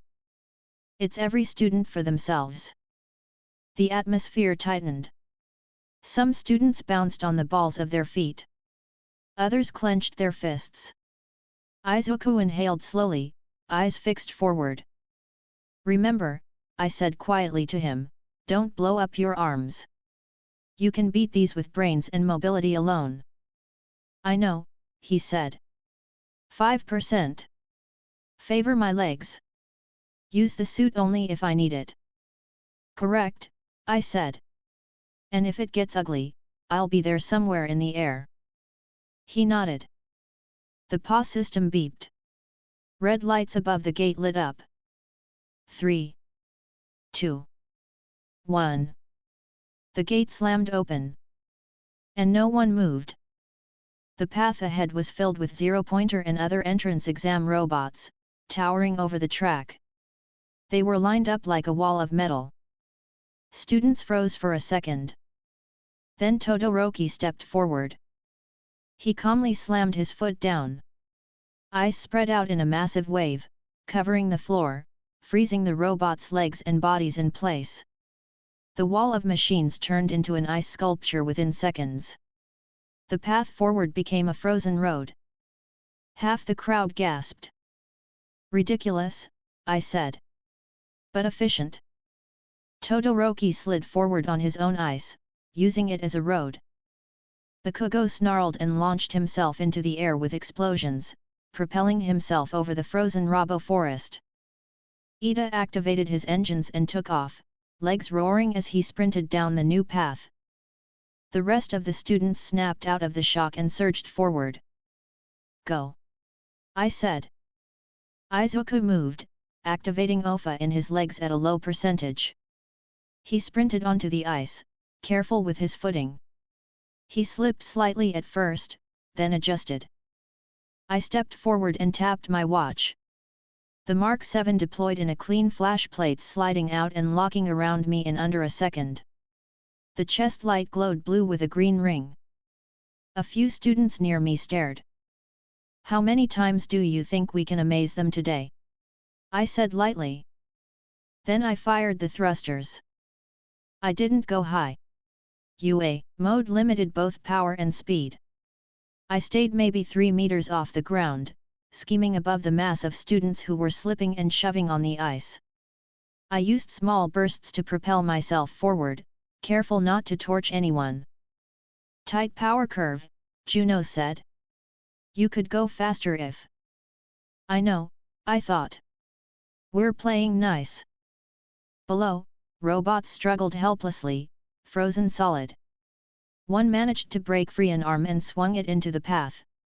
A chunk of ice cracked loose, tripping a cluster of students.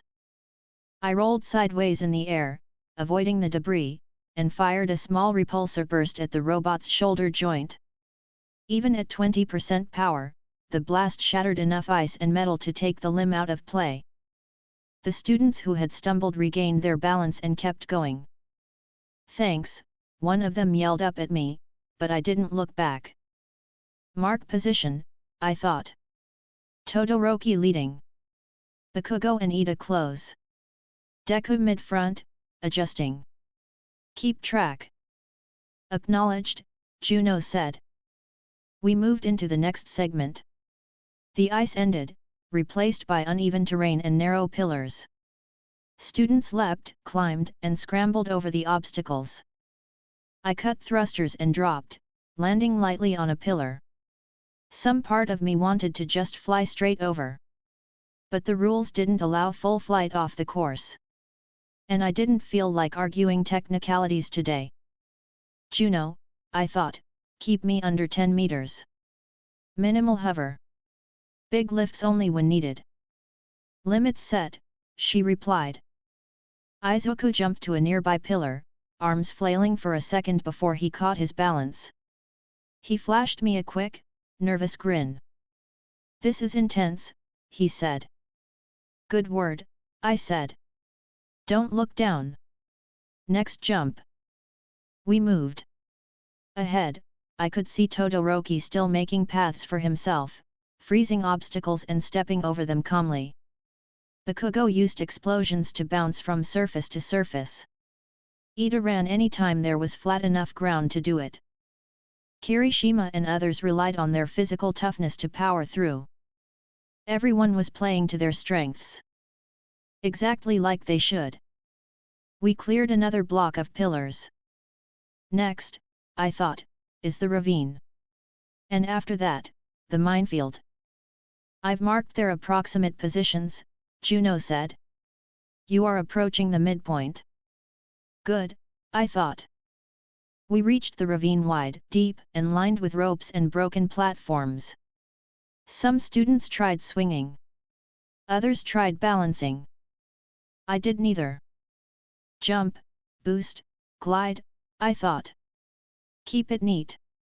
I stepped off the edge, fired my thrusters in a controlled burst, and glided to the other side in a smooth arc. Several students gawked as I landed. Show off, I heard someone mutter, but there was no real malice in it.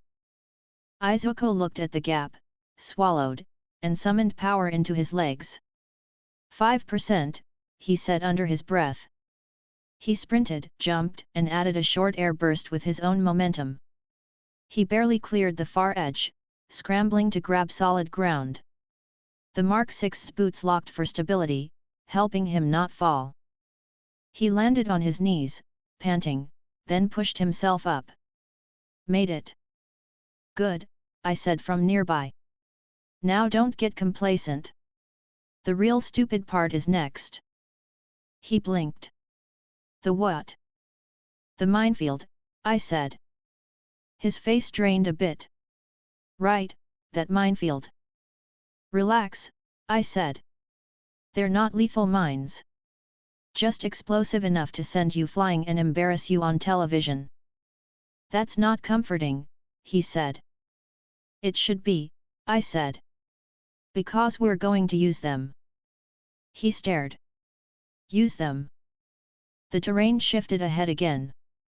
The sand turned to a rough dirt field dotted with circular metallic plates, dozens of them, scattered unevenly. Students slowed, eyeing them warily. Present Mix voice blared out. And here it is, the final section of the race. Our lovely minefield. Step carefully, first years. Some students took that advice to heart. They tiptoed. Others tried to weave through the spaces. A few panicked and went too fast, stepping on a plate and getting launched skyward in a blast of dirt and smoke. No flying out of the field, I thought. But nothing says you can't go creative. Izuku studied the field, eyes working. I could tell he was remembering what he had done originally. He would get there again. I wasn't stealing his trick. Juno, I thought, record this next part carefully. Deku's about to do something clever. Recording, she said. I didn't rush him. I scanned the field instead, marking safe paths and dangerous clusters. Todoroki had slowed slightly, careful not to trigger too many mines. Ida used his speed in short bursts between plates. Bakugo, of course, was blasting himself over them in his own way. The race was heating up. And we were just getting started. Chapter 21, Mines, Boosts, and First Place. The minefield stretched out ahead of us like someone had decided to sprinkle landmines with a blindfold on. Metal plates, uneven dirt, faint scorch marks from previous years. Students at the front started slowing down hard. Todoroki skidded to a halt near the edge, ice creeping under his feet. He looked ahead and assessed, eyes narrowing. He could freeze some of it, but not all, not without triggering half of them. Bakugo snarled from his position closer to the lead. TCH. What a pain. He still looked like he'd try to blast his way across if given half a second. I stood near the front third of the pack, with Izuku just behind my right shoulder. Wind from explosions and movement kicked up dust. The air smelled faintly like scorched metal and burned dirt. Juno, I thought, give me a quick overlay. Plates, gaps, likely safe paths. Mapping, she replied instantly. The HUD lit up with faint outlines highlighting the nearest mines and viable stepping spots between them. Mines produce localized shock and concussive force only. Enough to send students airborne, but not lethal. I figured, I thought. But TV humiliation is still a risk. Izuku stared at the field, eyes flicking from plate to plate, expression tense. Then his gaze sharpened in a way I recognized. He was thinking hard now. Not panicking, calculating. Here it comes, I thought. He whispered under his breath, more to himself than to me. They said these mines are low power. That's still a lot of blast force if it's all concentrated. His muttering grew faster. He crouched, scooped a handful of dirt, let it fall slowly between his fingers, watching how it landed around the plates. I stayed silent and watched him work. The Kugo had already started moving, half blasting, half stepping. He triggered a mine, took the explosion in stride, and used it as extra momentum with a wild grin. Todoroki started freezing select sections, creating narrow paths of stable ice among the plates. Ida skirted these carefully, moving in hard, clean bursts. I could push forward and jump straight into competition with them. I didn't. I glanced at Izuku again. He was still staring at the mine nearest him, mouth set. "You need something?" I asked. He jumped slightly. Oh no. I mean, yes. But I think I got an idea." "I know you do," I said. "Make it work. I'll stay out of your blast radius. Try not to die." He swallowed, then nodded, determination cutting through the nerves. "Right." He moved. Instead of charging blindly, he carefully stepped between plates, weaving his way toward a half-buried slab of broken robot armor left over from earlier. He lifted it with both hands, the Mark VI helping with the weight. He dragged it toward a cluster of mines. Midnight's excited voice carried over the speakers. "Looks like we've got some creative thinking going on from our green-haired friend from 1A. Present Mike laughed. "He's gonna blow himself up if he's not careful." I tuned them out. "Juno," I thought, "switch part of your attention to Izuku. Track his vitals. Alert me if his heart spikes too hard or his limbs take abnormal strain." "Tracking Midoriya," she said. "Heart rate elevated but within acceptable range." Izuku set the armor plate down over several mines, then stomped on the edge to test the balance. It wobbled but held. A spark of excitement flashed across his face. He quickly moved to gather more mines into his blast board, using controlled pressure to slide them without fully triggering them. The suit's tactile sensors helped prevent mistakes. Sweat beaded on his forehead. I stepped into the minefield myself, but not deep. "Let's move forward," I thought. Controlled. No circus. I scanned the field again. Highlighted safe spots glowed faintly in the HUD. I placed each foot carefully exactly where Juno marked, using slight thruster bursts to keep my weight light when I had to pass near plates. The first one went off a few meters to my left. Someone panicked and stepped wrong. The explosion boomed, throwing dirt and that student into the air with a yelp. I pivoted slightly, calculating if I needed to intervene. They landed awkwardly but not dangerously. They bounced twice, groaned, then scrambled up again, dazed but alive. "Non-critical," Juno said. "He'll be fine." Good, I thought.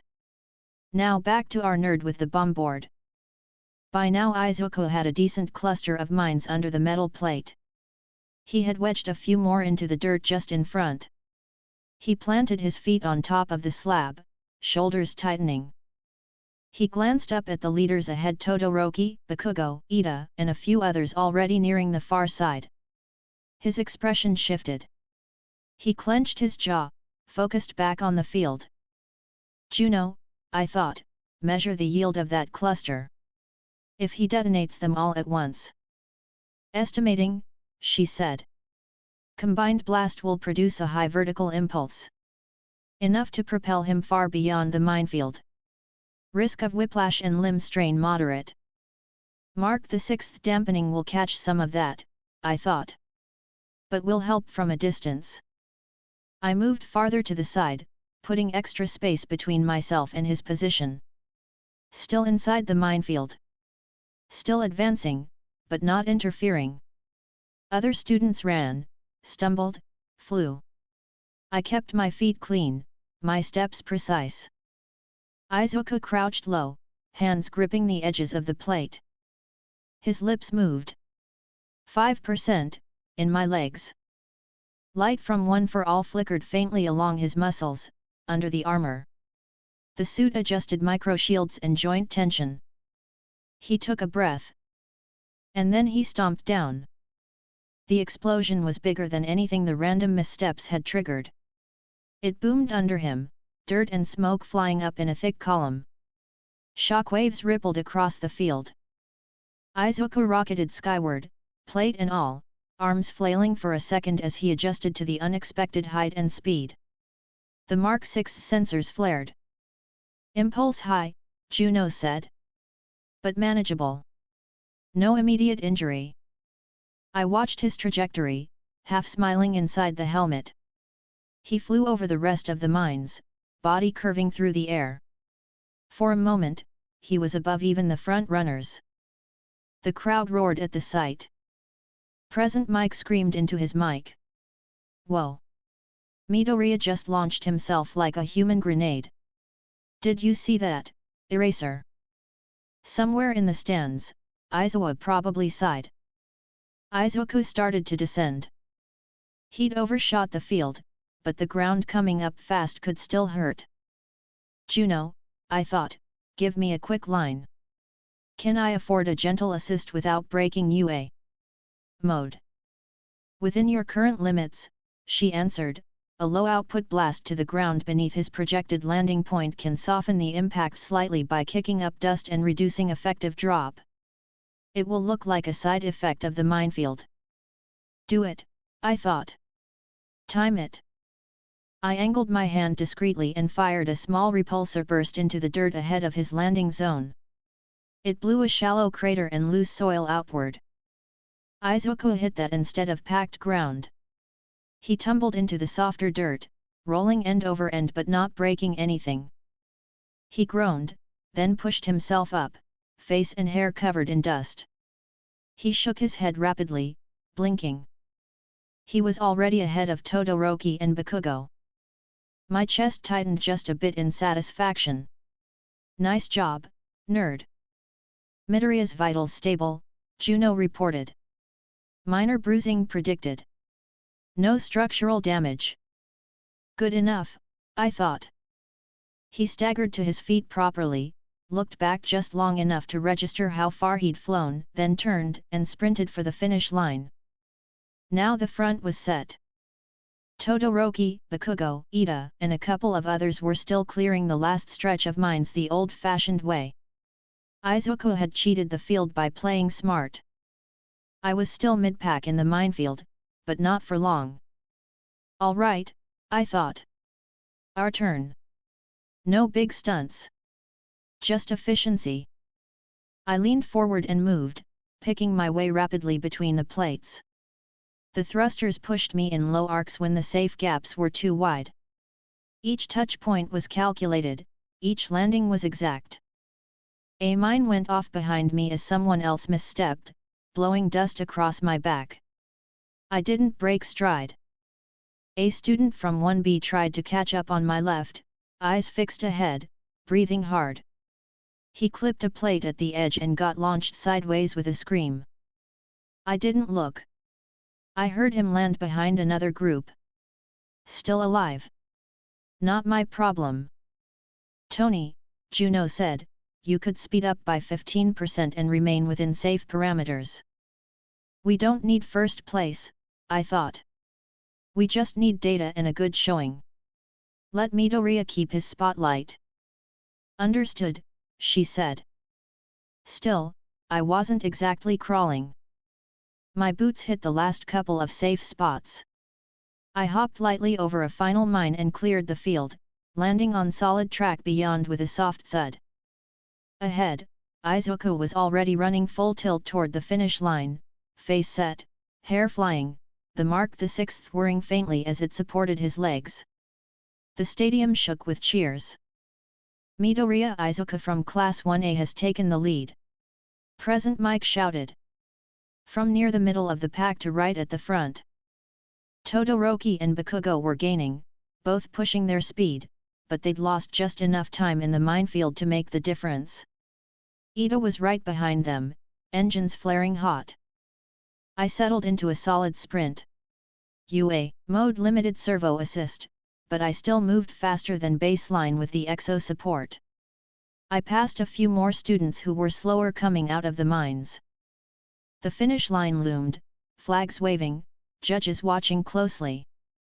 Izuku crossed first. He stumbled over the line and nearly fell, then caught himself, chest heaving. The cameras zoomed in. Confetti cannons sounded somewhere. The board lit up with his name at the top. Todoroki slid in second, expression unchanged but eyes cooler than before. Bakugo blasted himself across in third, teeth bared, looking furious. Ida pushed through next, taking fourth. I crossed the line right behind him, taking fifth. Boots hit the ground in a clean, controlled tempo. I let my momentum carry me a few steps then slowed, breathing a little heavier but nowhere near my limit. A part of me considered pushing harder just to test UA mode at full allowed edge. Another part reminded me I had already gotten what I wanted, Izuku in first, strong data on suit performance, and an easy top position that would give me plenty of visibility without stealing the headline from him. I was fine with that. Students streamed across after us. Exhausted. Shaken. Some grinning, some fuming. A few limped. Medics stood ready near the end, handing out quick checks for anything more serious than scraped elbows and bruises. I walked toward Izuku. He was still bent over with his hands on his knees, panting hard, eyes wide with disbelief. Eureka had already reached him and was patting his back. "You did it, Deku," she said happily. "First place." I actually got first," he said, almost not believing the words. "You did," I said, coming up beside him. "Nice jump." He looked up at me, face flushed from the run and the attention. "Tony. You saw." "I saw everything," I said. "Smart use of the mines. Good control of your landing too, even if it looked messy." He laughed weakly. "It felt messy." "But you're not broken," I said. "That's improvement." He grinned, a bit dazed. "Yet." Bakugo stalked past us, glaring. He clicked his tongue. "Don't get full of yourself, Deku. That was luck and a cheap trick. I'll crush you in the next round." Izuku flinched slightly, then straightened. "I'll do my best." "You better," Bakugo growled, stomping off. Todoroki glanced back at us once as he moved toward the waiting area. His gaze rested on Izuku a second too long before shifting to me. Something calculating there. Then he turned away, completely composed. People are noticing him, I thought. Good. They should. Present Mick's voice came over the speakers again. That was one heck of a first event. The students who made it through are listed on the board now. Only the top 42 move on. The big screen flickered, displaying the list. My name was comfortably in the upper ranks. Izuku's at the top. Ida checked it, posture still perfect even while breathing heavily. "We've secured our positions." "Excellent work, Midoriya, Stark." "Of course we have," I said. "We didn't wake up early to lose." Eureka smiled. "I'm so glad you both made it." "You too," I said. "Don't downplay yourself. You did good." She flushed lightly. "Thanks." Midnight strode out to the front again, whip at her side, grin in place. "All right, now that we've all warmed up, it's time to announce the second event." The stadium buzzed again. Students tensed. I already knew what was coming. Bring up the board. Midnight called. The giant monitor changed once more, showing the words for the next round. Cavalry battle. I exhaled once. Here we go. Chapter 22, Targets on Our Heads.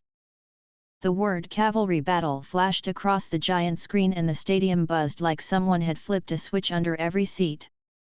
Midnight twirled her microphone cable in one hand, smiling.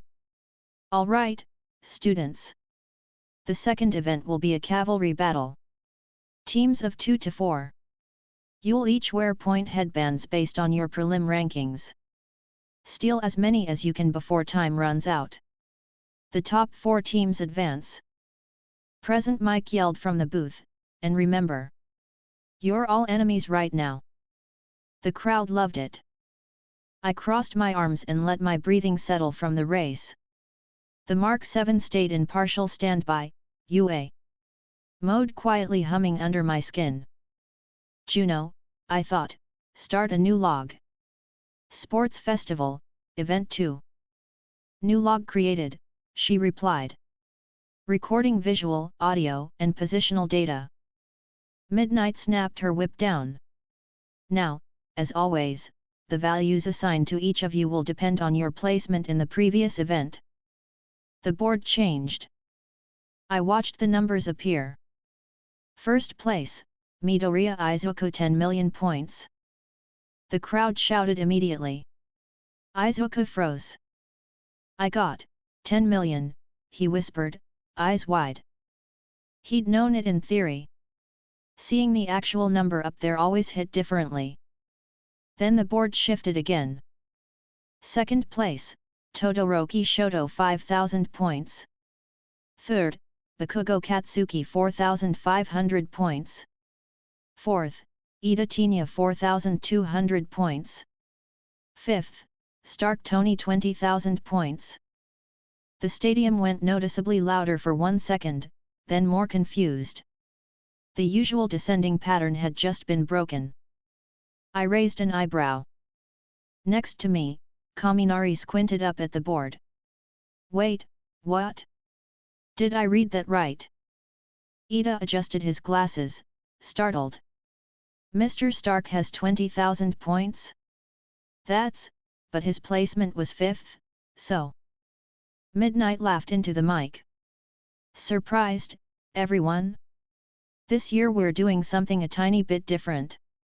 Due to exceptional performance and high interest from the public and pros in 2 particular students, the committee has decided to give an extra emphasis bonus on their point values. Present Mike shouted, the symbol of peace's successor in training Midoriya Izuku with 10 million. And the Iron Armor prospect from 1A Stark Tony with 20,000. The crowd roared again, some people clearly excited, others shouting things I didn't bother to parse. Izuku's gaze snapped from his name to mine and back. T. Tony, you, they. I see it, I said. Izuku's voice came over a side speaker, much flatter than the others. In case you didn't catch that, Midoriya and Stark are basically walking flags in this event. Expect everyone to come after them. Plan accordingly. He sounded vaguely annoyed, which meant he probably hadn't voted for the bonus. I hummed under my breath. Well. That's cute. Izuku looked panicked. This is bad, everyone was already going to go after me, but now they're going after you too. It's not bad, I said. It's attention. We can use it. Midnight lifted her whip again. You have 15 minutes to form your teams. Remember, if your rider loses all their points, you're out. Now go mingle. The boards updated with everyone's base points. Numbers flashed in columns. The top was ridiculous, 10,020,000 standing out like sirens. Everything else looked reasonable by comparison. Around us, the mood shifted fast. Students turned into hunters. Eyes slid toward the biggest numbers. A lot of those eyes landed on me and Izuku. Juno, I thought, run a predictive model. Given current student attitudes, how many will target us specifically?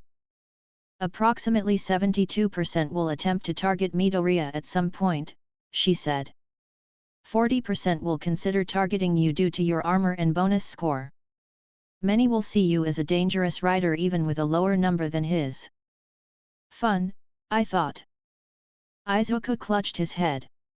What do I do, what do I do, what do I do? Step 1, I said, stop spiraling. Step 2, build a team. He flinched, then nodded vigorously. Right. I put a hand on his shoulder and gave it a quick squeeze. You've got people who will back you. Use them. You're the 10 million target, not me. You need the best defense. I'll handle my own mess. He looked up at me, startled.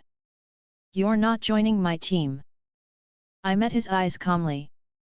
If I join you, we stack 20,000 more on your 10 million and paint an even bigger bullseye. You're already the main dish. You need flexibility and subtlety. If I'm up there with you, nobody will leave us alone for a second. He swallowed. That's, yeah. 2 giant targets on one horse is bad design, I said. Better to split. They chase us separately. It spreads the pressure. A flicker of relief mixed with worry crossed his face. Okay. I get it. I'll build my team like we planned. Good, I said. Eureka, Tokoyami, and support. Just like we talked about. It worked in theory. Make it work here. He nodded, a little steadier now. Got it. I let my hand fall away and took a step back as the free-for-all started. People descended like sales reps at a tech expo. Kirishima was first, grinning, eyes full of energy. Stark. Team up with me. I'm super tough and can harden. I can take hits while you fly us around. We'd be awesome. Tempting, I said. But I'm shopping around. Stay available. He laughed. All right, but don't take too long deciding. He ran off to talk to Tetsu, still undeterred. A student from 1B showed up right after, clearly having rehearsed a pitch. Stark, your armor plus my quirk would create an unbeatable mobility combo. I can. Not interested, I said. Thanks. He froze mid-sentence, then moved away, a bit stunned. Another came. A support course student, eyes shining with greedy excitement. Your suit is amazing. If I could attach my inventions to it, we could. No attachments, I said. I don't let other people drill holes in my work. Sorry, they said, backing off. Ida cut through the noise and stopped in front of me, posture straight, expression firm. Stark? May we speak? Go ahead, I said. He adjusted his glasses. I know you just spoke with Midoriya. You've chosen not to join his team to avoid compounding his risk. That is a reasonable judgment. Correct, I said. He needs his own spotlight. I'll draw some of the fire off him by existing. In that case, he said, bowing slightly, allow me to propose that we form a team together. Izuku, a few meters away, had just started talking to Eureka. He glanced over when he heard that. Ida continued. I can provide high-speed ground mobility as your base. Your suit will add vertical and diagonal movement, giving us multi-axis control. My engines and your thrusters will complement one another. Additionally, your UA mode restrictions make it unlikely you will unleash anything truly harmful in a school event, so staff concerns are mitigated. Well argued, I said. I thought it through in a few seconds. In canon, Ida had used this event to step away from Izuku and take his own initiative. That was good for him. It pushed him forward. And pairing him with me made practical sense, speed plus flight. I gave him a short nod. Fine. You're in. You'll be the front. Strong legs, good balance. I'll stay above and direct. His shoulders relaxed slightly. Thank you. I won't let you down. I know you won't, I said. Izuku smiled a little from across the way, then turned back to Eureka with a more determined expression. Good. Next, I needed defense and utility. Yaoyorozu walked by, clearly in demand, several students calling her name. She turned each down politely but firmly, saying she needed to evaluate options. Yaoyorozu, I called. She looked my way, then approached. Yes, Stark. Ida and I need a creator with a brain, I said. You can give us insulation, ropes, shields, and any weird support gear we need mid-battle. Interested? She seemed taken aback for a moment. You want me on your team? Of course I do, I said. You're smart, versatile, and your quirk works well with tech. I can feed you quick design ideas, you execute. We adapt on the fly. Her cheeks colored faintly. That does sound efficient. And pairing with two strong locomotion quirks, she glanced at Ida. I agree. I'll join. Ida nodded crisply. We're honored, Yaoyorozu. That makes 3, I said. We can add one more. Ideally, someone with good field awareness and mid-range support. As if on cue, Jiro sidled up, pretending she wasn't already half interested. Hey! You need a sensor. I smiled. I was just thinking I needed ears. She rolled her eyes. Yet. I heard you talking about mid-range and awareness. My jacks can warn us about charging teams and attack angles. I can also blast them back if they get too close. Perfect, I said. You're in. Ida looked satisfied. We have a strong, balanced team now. Yaoyorozu nodded. Mobility, defense, detection, and tech. It's a good combination. Glad we agree, I said. Then we're set. I shot a quick glance at Izuku, just to make sure he was forming his own team correctly. He had Eureka beside him, as expected. She was nodding enthusiastically at his explanation. Tokoyami stood nearby, arms folded, dark shadows eyes visible just behind his shoulder, listening silently. Hatsume from the support course had also attached herself to them, already gesturing wildly about babies and test conditions. She'd latched onto Izuku as her walking advertisement again. Good. That preserved her arc, and their team was just as troublesome as before. Midoriya's team composition intact, Juno noted. He appears anxious but determined. Standard, I thought. We let him handle his story. We handle ours. Midnight's voice cut back in. Your 15 minutes are almost up. If you don't have a team yet, you'd better hurry it up. More scrambling. More shouting. Monoma gathered a 1B squad with a smug smile. Other classes grouped up in various formations. I turned back to my own crew. All right, I said. Rider question. You want me up top, or one of you? Ida answered quickly. Given the extra point value assigned to you and your strategic importance, I believe it makes sense for you to be the rider. We can protect you and your headband better that way. Yaoyorozu nodded. Also, your armor grants added protection. If anyone tries to go straight for the headband, you have the best chance of withstanding impact.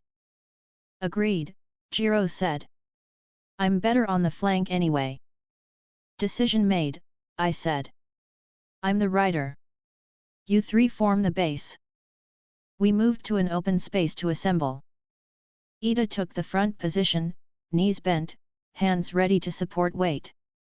Yaoyorozu moved to the left side, Jiro to the right. I stepped back, crouched, and hopped up onto Ida's shoulders, placing my boots carefully, then resting one hand lightly on Yaoyorozu's head and the other on Jiro's to balance. Comfortable? I asked. I can handle the weight, Ida said confidently. My engines can compensate. Yaoyorozu smiled up at me. It's manageable. Don't crush my skull, Jiro said, but there was no real complaint in it. I shifted slightly to distribute my center of mass evenly. You'll live. Headbands, please. Midnight called. Assist staff moved through the groups, handing out matching point bands for the riders. One came to us. For Stark Tony, the staffer said, passing me a band with 20,000 printed clearly on it. I took it, feeling the thin fabric between my fingers. Light, but it carried weight. I tied it around my forehead, snug but not too tight. The numbers sat over my brow, visible to anyone who looked. 20,000 isn't 10 million, I said, but it's still big enough to attract attention. It's an honor, Ida said. We'll defend it. That's the idea, I said. Across the field, Izuku was tying on his 10 million headband. His hands shook a bit, but when he looked up, there was a stubborn sort of fire in his eyes. Yurika grinned at him, full of faith. Tokoyami looked composed.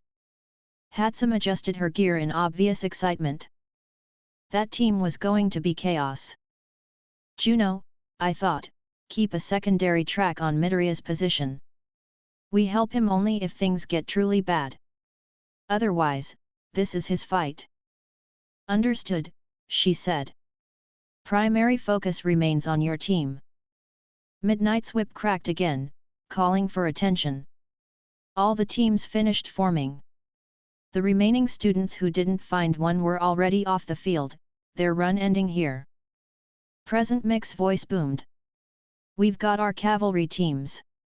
The riders from the obstacle course are now highly valuable targets, especially our big stars Midoriya with 10 million and Stark with 20,000.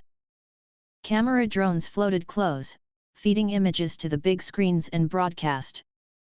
This feels like being a prized item on sale, Jiro muttered. Limited stock, high demand, I said. We are very collectible right now. She snorted. You're impossible. Ida's engines hummed quietly under me as he warmed them up. Strategy, Stark. Simple version, I said. We keep moving. Never stand in one place long enough to be surrounded. Ida, you prioritize straight lines and sharp turns. Don't spiral. Yaoyorozu, you watch our left and create barriers or tools on command. Jiro, you listen for incoming teams and blast them back if they get too close. And you? Yaoyorozu asked. I direct and shoot, I said. U.A. Mode means my repulsors can't blow holes in people, but I can still stagger them, knock riders off balance, and defend our headband. I also keep an eye on everyone else and call targets. They all nodded, taking it in. Time's up. Midnight shouted.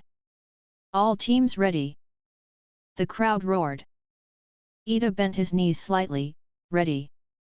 Juno, I thought, confirmation. UA, mode fully engaged. No surprises. Confirmed, she replied. All lethals are locked. Repulsors capped. Thrusters limited. You are in school-safe configuration. Good, I thought. Let's make that look good anyway. Midnight raised her arm. Then let's begin the second event. The countdown started again, big and obvious on the screen. 3, 2, 1. Start. The stadium exploded into motion. Chapter 23, Big Numbers, Bigger Collisions. Start. The word dropped and the whole field moved at once. Ida's engines roared under me as he kicked forward. Yaoyorozu and Jiro pushed in sync, the three of them forming a stable base beneath my boots. The ground shook with dozens of other teams launching at the same time. Noise hit like a wall. Present mix shouting. The crowd screaming. Feet pounding. Quirks activating everywhere. Left, fast, I said calmly. We're not starting the day as a sandwich. Understood. Ida replied, leaning into a hard diagonal burst. Our formation darted sideways as a cluster of teams slammed into each other where we had just been. A compression quirk shoved bodies together. Someone's vines whipped out. A force field flickered for a second before dispersing. Juno, I thought, tag priorities. Primary threat, Todoroki's team, she said at once. Secondary, Bakugos. Both already accelerating toward Midoriya and toward you. Of course they are, I thought. Todoroki's cavalry line was already moving with controlled speed, 3 support bodies carrying him as he stood on top, expression calm. Eyes formed with every step they took, spreading ahead of them. His eyes were fixed on Izuku's 10 million headband. Okako, up! Izuku shouted somewhere ahead. Tokoyami, defensive. I couldn't see all of it yet, but I knew the shape of that play. Todoroki was going to try to freeze and pin them early. Ida's engines kicked again. Where to, Stark? Wide arc, I said. Stay clear of Todoroki's opening push. I don't feel like being collateral. Yes. Ida answered, adjusting our line and accelerating. The stadium floor under us rattled as ice rushed out from Todoroki's team in thick sheets, trying to lock down as many nearby teams as possible. Cold air washed over my face. Yaoyorozu, I said, if the ice gets near our feet, give us spikes or cleats. I don't want anyone sliding. She nodded quickly, focusing. A small metal lip formed on the edge of her shoulder as she generated climbing spikes and attached them to her boots and Ida's. Jiro opted out and kept her jacks ready, using raw balance instead. Teams not prepared for the sudden frozen ground stumbled. A few bases collapsed. Riders flailed. Headbands nearly flew. Todoroki's serious, Jiro said, grimacing as she kept our right side steady. Good, I said. He should be. Ahead and slightly left, I got a clear sight line of his team. His base moved efficiently, feet hitting ice like they'd practiced it. More ice spread out, trying to carve a path straight to Midoriya's team. Izuku's formation was already reacting. Tokoyama's dark shadow ballooned outward, forming a big shield. Uraraka made parts of their base lighter, helping them hop over some of the worst patches. Hatsume's gadgets flashed and popped. They were holding. But Todoroki wasn't giving up. Stark, Juno said, if he reaches Midoriya quickly, the rest of the field will converge there. High chance of mass collision. Which I don't want to be in the middle of, I thought. So we stay out of his lane. As if to prove the point, a couple of 1B squads started angling toward Izuku as well, drawn by that 10 million number like moths. I narrowed my eyes behind the visor. We're not joining that dogpile. We'll pick off soft points on the perimeter. Just as I finished that thought, a roaring familiar sound cut through the chaos behind us. Explosions. Fast ones. Bakugo incoming, Juno said. High speed, erratic vector. Target, us. I didn't even turn fully.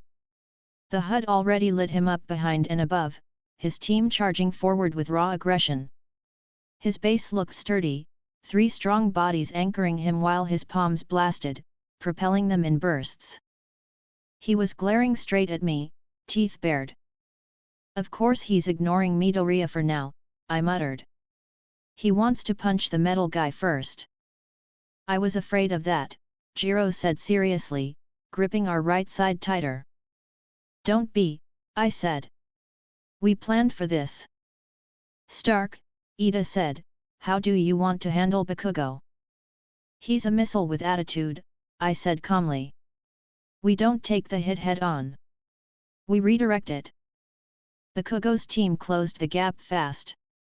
He lifted a hand, a blast blooming as he aimed straight at my chest. "Sidestep." "Now," I said. Ida didn't question it. He twisted his torso, engine screaming as he veered hard to the right. Yaoyorozu and Jiro shifted perfectly, keeping me stable on their shoulders. Bakugo's blast slammed into the spot we had just vacated, kicking up dust and force. The pressure still hit us, but at an angle. Our formation rocked, but didn't collapse. Bakugo snarled mid-air. "Get back here, Stark." "I'm touched he knows my name," I said. I raised my right palm and fired a low-power repulsor burst at the ground just in front of his base. UA mode kept the shot mild, but it was enough to blow dirt into their faces and jostle their footing. His front support misstepped, boots slipping slightly. They corrected fast, but the stumble slowed their charge just a moment. "That's one," I thought. The field shifted again as multiple other teams took advantage of the space. Some lunged toward Todoroki's icy lane. Others angled around toward us or Izuku. "Yaoyorozu," I said, "we're about to have a crowd. Give us some light shields we can toss." "Yes," she said, producing a pair of compact, round metal plates from her arm. She passed one up to me and one to Jiro. "Lightweight alloy, reinforced edges. They won't break easily." I caught mine and weighed it in my hand. "Nice."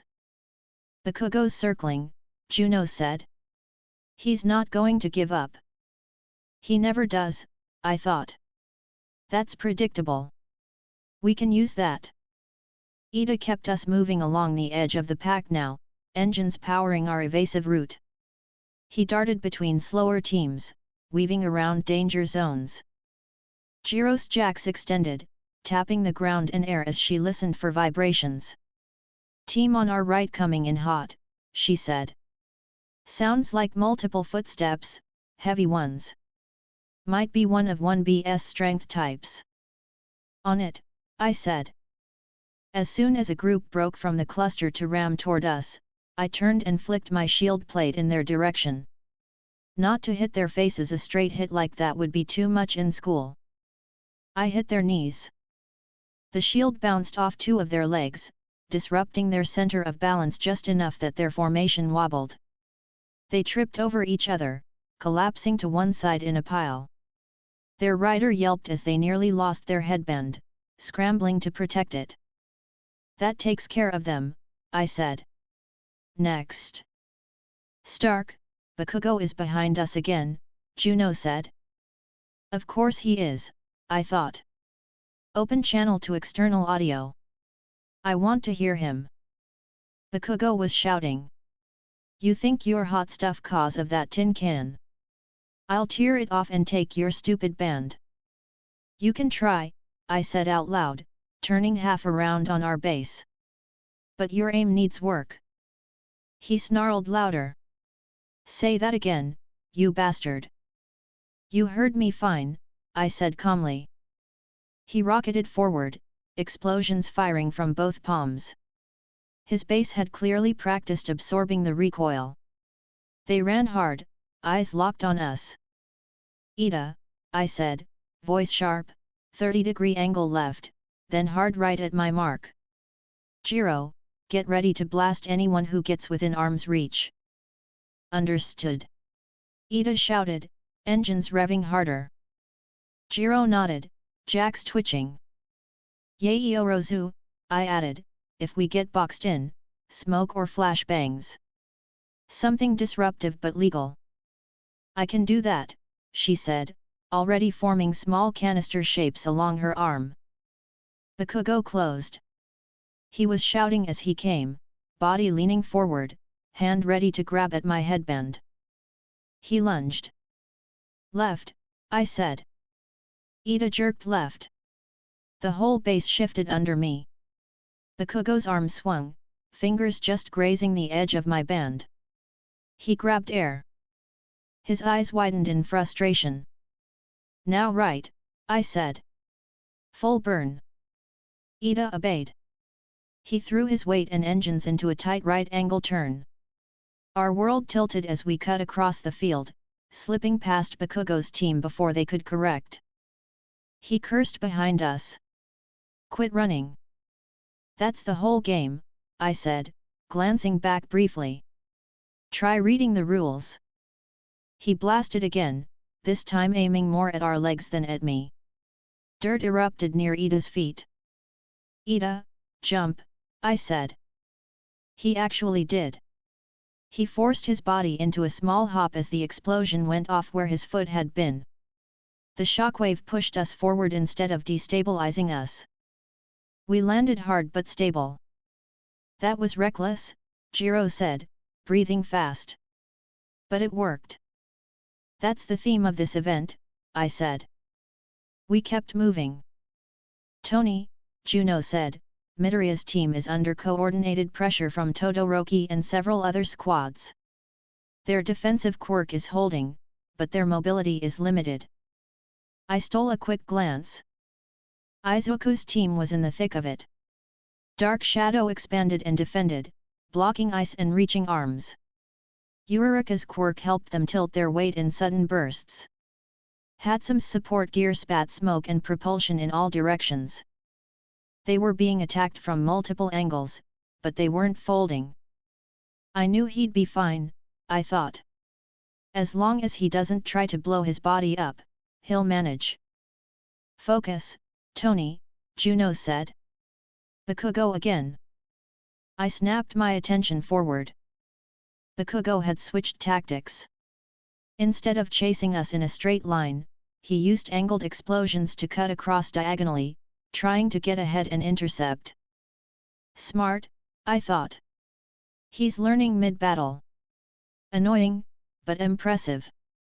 He moved into a path where, if Ida kept going the way we were, we'd collide head-on. Stark? Ida said. We're going to intersect. Not if we stop giving him exactly what he wants, I said. Slow for 2 seconds. Slow. Jiro repeated, alarmed. Won't that let others catch us? We're not the only snack here, I said. Trust me. Ida listened, engines cooling a bit as he reduced speed. Our forward momentum dropped.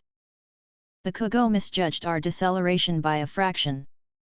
He overshot his interception point, blasting too far forward. His team passed in front of us instead of slamming into our side, exactly when another team aimed at him from the left. 2 attacks meant for us hit each other's path. There was a tangle of limbs, a mess of shouting, and Bakugo snarled as his base had to fight off another cavalry team that had chosen the same line. Jiro glanced back. Did you just make him crash into traffic? I let his attitude do it, I said. I just lifted my foot off the gas. Ida exhaled quickly. Excellent timing. That's what I do, I said. We used the moment to slide past them along a relatively open lane. Juno, I thought, points check. Anyone near our value worth stealing? Several mid-tier teams nearby, she said. High-value targets remain Midoriya's, Todoroki's, and Bakugo's. Their headbands are heavily defended. Shinso's team has quietly accumulated a stack as well. Low noise, high gain. Of course he has, I thought. He's dangerous like that. As if to confirm, I caught a quick glimpse of Shinso riding calm on his base, several extra bands around his neck. His bored expression hid sharp calculation. We weren't tangling with him right now. That would complicate canon in ways I didn't need. Our job, I thought, is survive, look good, gather some extra points, and not steal the main threat's arc. Agreed, Juno said. All right, I said out loud to my team. We're not going for the jackpot. We're playing smart. Pick off some middle bands, stay near the top rankings, and keep our 20,000. That's all. Yaoyorozu asked. For this round, I said. We don't need to win every battle. We just need to stay on the board. She nodded. Understood. Jiro pointed with one jack.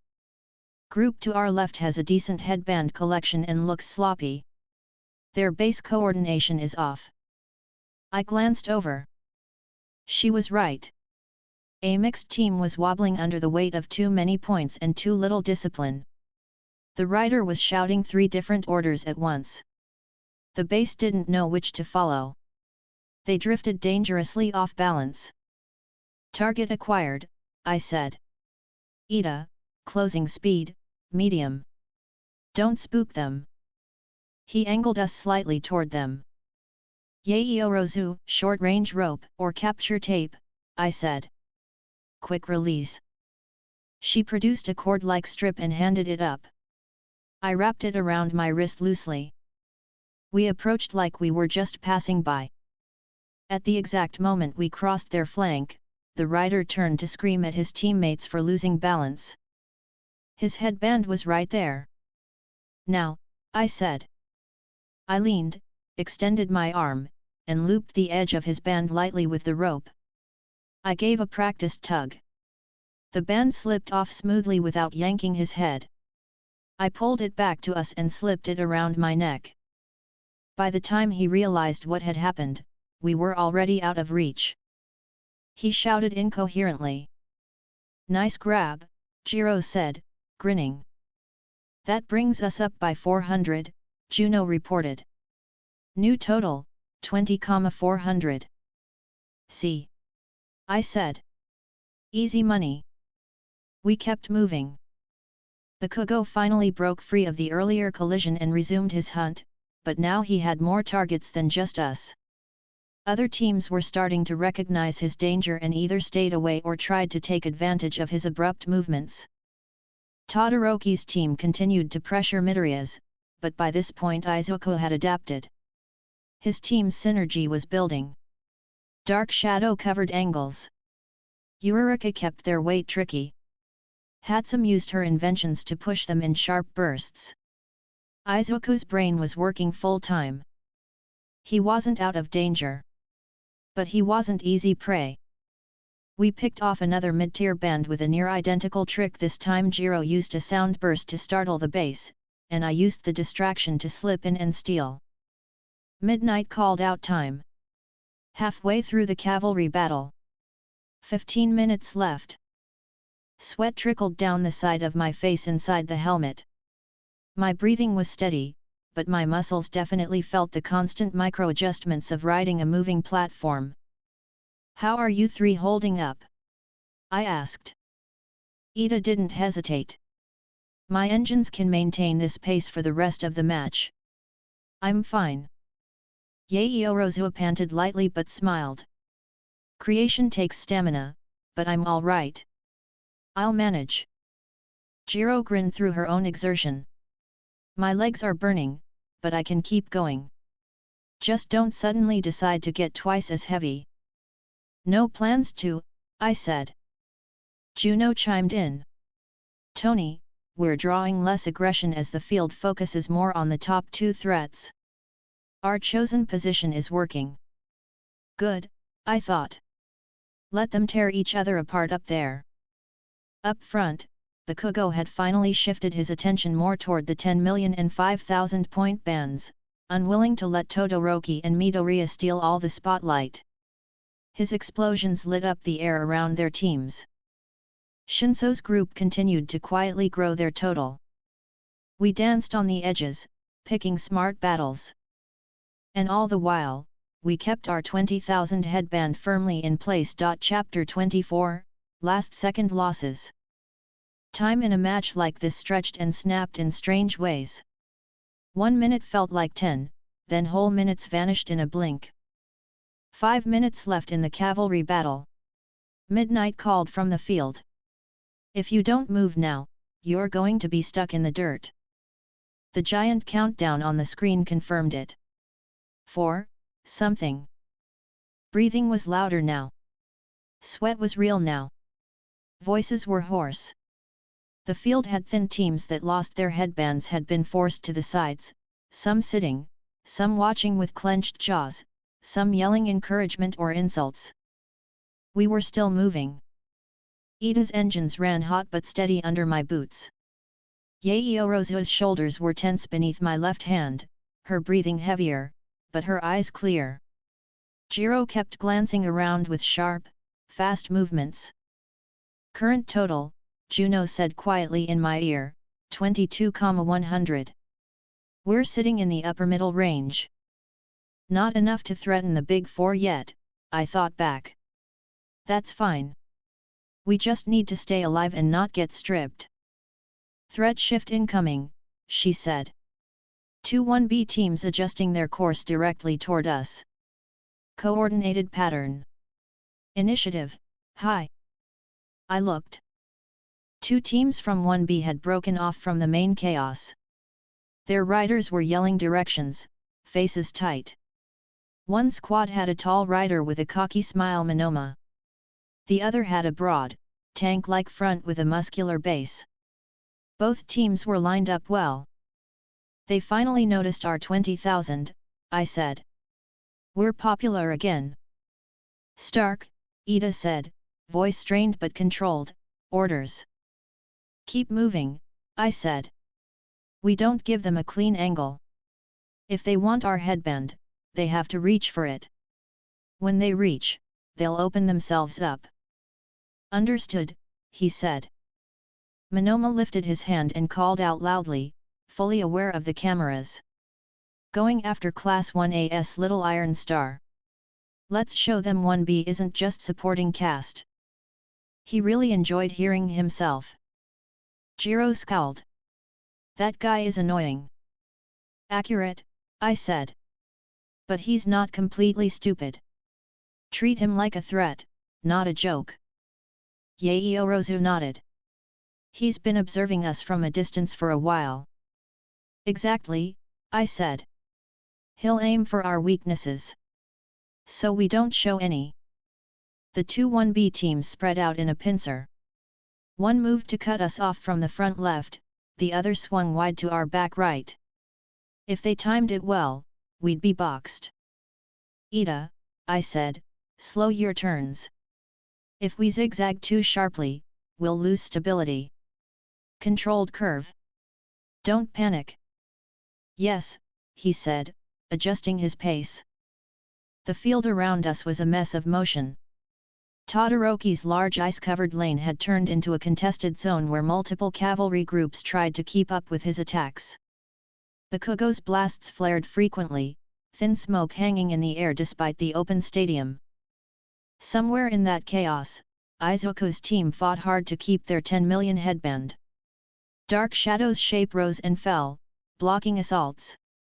I caught glimpses of them when lines opened between bodies. Midoriya still in possession of 10 million, but under heavy pressure, Juno reported. Shigaraki correction, wrong file. Todoroki and Bakugo continue to focus on him at intervals. I breathed out through my nose. He'll manage. Focus on us. The first of the 1B teams hit our perimeter. Monoma's squad came from the front left. His base was coordinated, legs moving in perfect rhythm. His expression screamed smug confidence. Well, he called, voice projecting, Class 1A's golden boy with the armor. How about you hand over that headband so the rest of us get a chance to shine? Hard pass, I said. Try working for it. His smirk twitched. Gladly. He signaled his base. They lunged. Brace, I said. Ida shifted his weight. Yaoyorozu and Jiro dug in their heels. Monoma's team slammed toward us, trying to ram into our left side and knock us enough off balance for a hand to grab at my headband. Yaoyorozu, I snapped, panel. Left. Now. She responded instantly, creating a flat, thick metal shield from her arm. She swung it outward like a detachable car door. Monoma's front man crashed into it. The impact rang loud. The shock absorbed into the shield and into Yaoyorozu's body. She grunted, but held. "Sturdy," I said. Before Monoma could rebound, I raised my right hand and fired a light repulsor burst not at his headband, not at his face, but at his base's lower center. The shockwave pushed their formation sideways, making their rider wobble. "Our footing," one of his teammates yelped. Their lungs forgot to breathe for 1 second. That was enough. Ida took a diagonal step, pushing us past them before they could recover. "Jiro, right side," I said. She had already heard it. The second 1B team was on our back right, closing fast. Their rider leaned forward, arm extended, clearly aiming to swipe my headband from behind while Monoma distracted us. Jiro angled her jacks, pointed them at the ground, and blasted a focused sound shockwave. The air rippled. The approaching team flinched, their base staggering. The rider's hand missed my band by a good half-meter. "Nice shot," I said.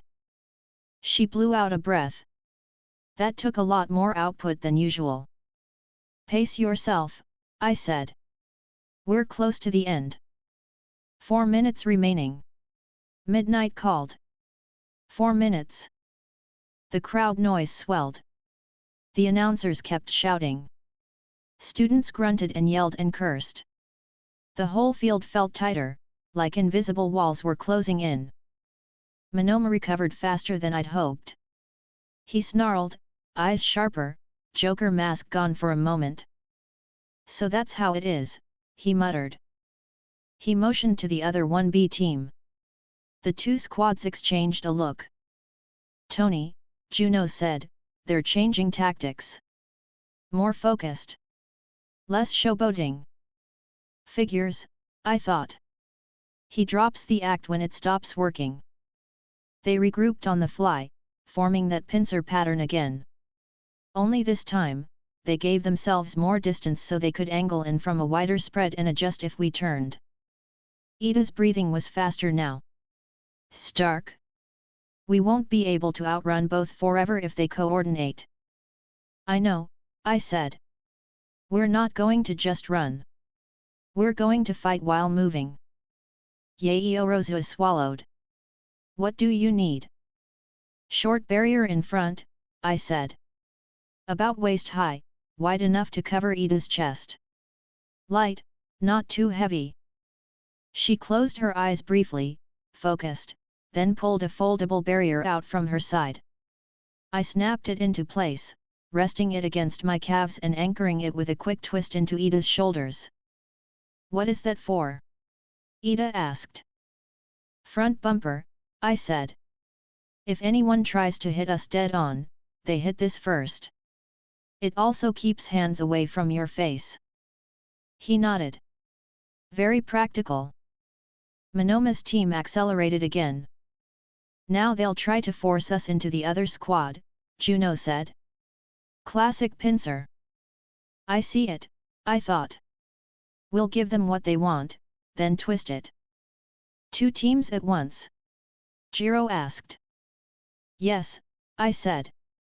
"We let them get close, then we step out of the way as much as we can." "How far?" Ida asked. "Far enough that they have to correct mid-charge," I said. "They either crash into each other or slow themselves down so much they lose momentum. Either way, we live." "Risky," Yaoyorozu said honestly. "That's this entire event," I said. "Everyone's doing risky. We do calculated." Monoma's voice carried again as he closed. "Think you're better than us, Stark? Let's see how your fancy armor handles teamwork." Good. He was fully committed. I kept my eyes on them, counting their strides. "Juno," I thought, "call it." 3 seconds to contact, she said. 2. 1. Now. I snapped. "Ida, Back left. Short burst. He responded instantly. Engines roared. Our base moved diagonally, just enough.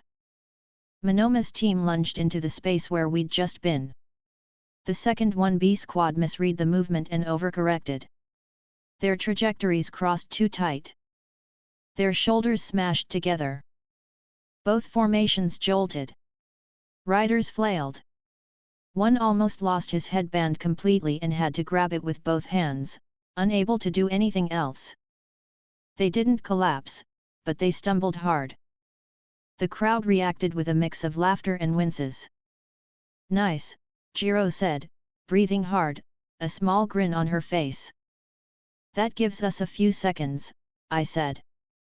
"We use them." 3.5 minutes remaining, Juno reported. Let's look busy without actually committing to a stupid fight, I thought. No last-minute ego runs. We angled away, putting another group between us and the 1B teams to act as a buffer. They swore behind us, visibly frustrated but not giving up. While all of that played out, the real storm brewed closer to the center. Izuku's 10 million band had become the obvious focal point for every ambitious rider still standing. Todoroki's and Bakugo's teams both made repeated attempts to take it. They clashed with each other in the process. Todoroki used more ice, locking hazard zones and limiting mobility. Bakugo blasted through them with raw force. They shot glares at each other between attacks. Shinso's team, off near the side, continued picking up leftover points like a quiet vacuum. "Midoriya," Juno said, headband still in place. However, his team is showing signs of stress. Dark Shadow is straining. He'll get hit soon, I thought. He has to. That's how his arc goes. We glanced in that direction when we could, but there wasn't much we could do within the rules without directly altering everything. Our job remained the same. 2.5 minutes left. Midnight shouted from below. Fatigue started to show everywhere. My calves ached from constant balance adjustments. Ida's breath sounded like he'd been sprinting uphill non-stop. Sweat soaked Yaoyorozu's bangs. Jiro's hands shook slightly when she held her jacks out. "Status," I said quietly. "Everyone all right?" "I'll keep going," Ida said, voice tight but firm. "I can still create," Yaoyorozu said, though she panted between words. "I just need to be efficient." "Arms feel like noodles," Jiro admitted, "but I can still blast." "That's enough," I said. "We're almost there." We weren't the only ones hanging by threads.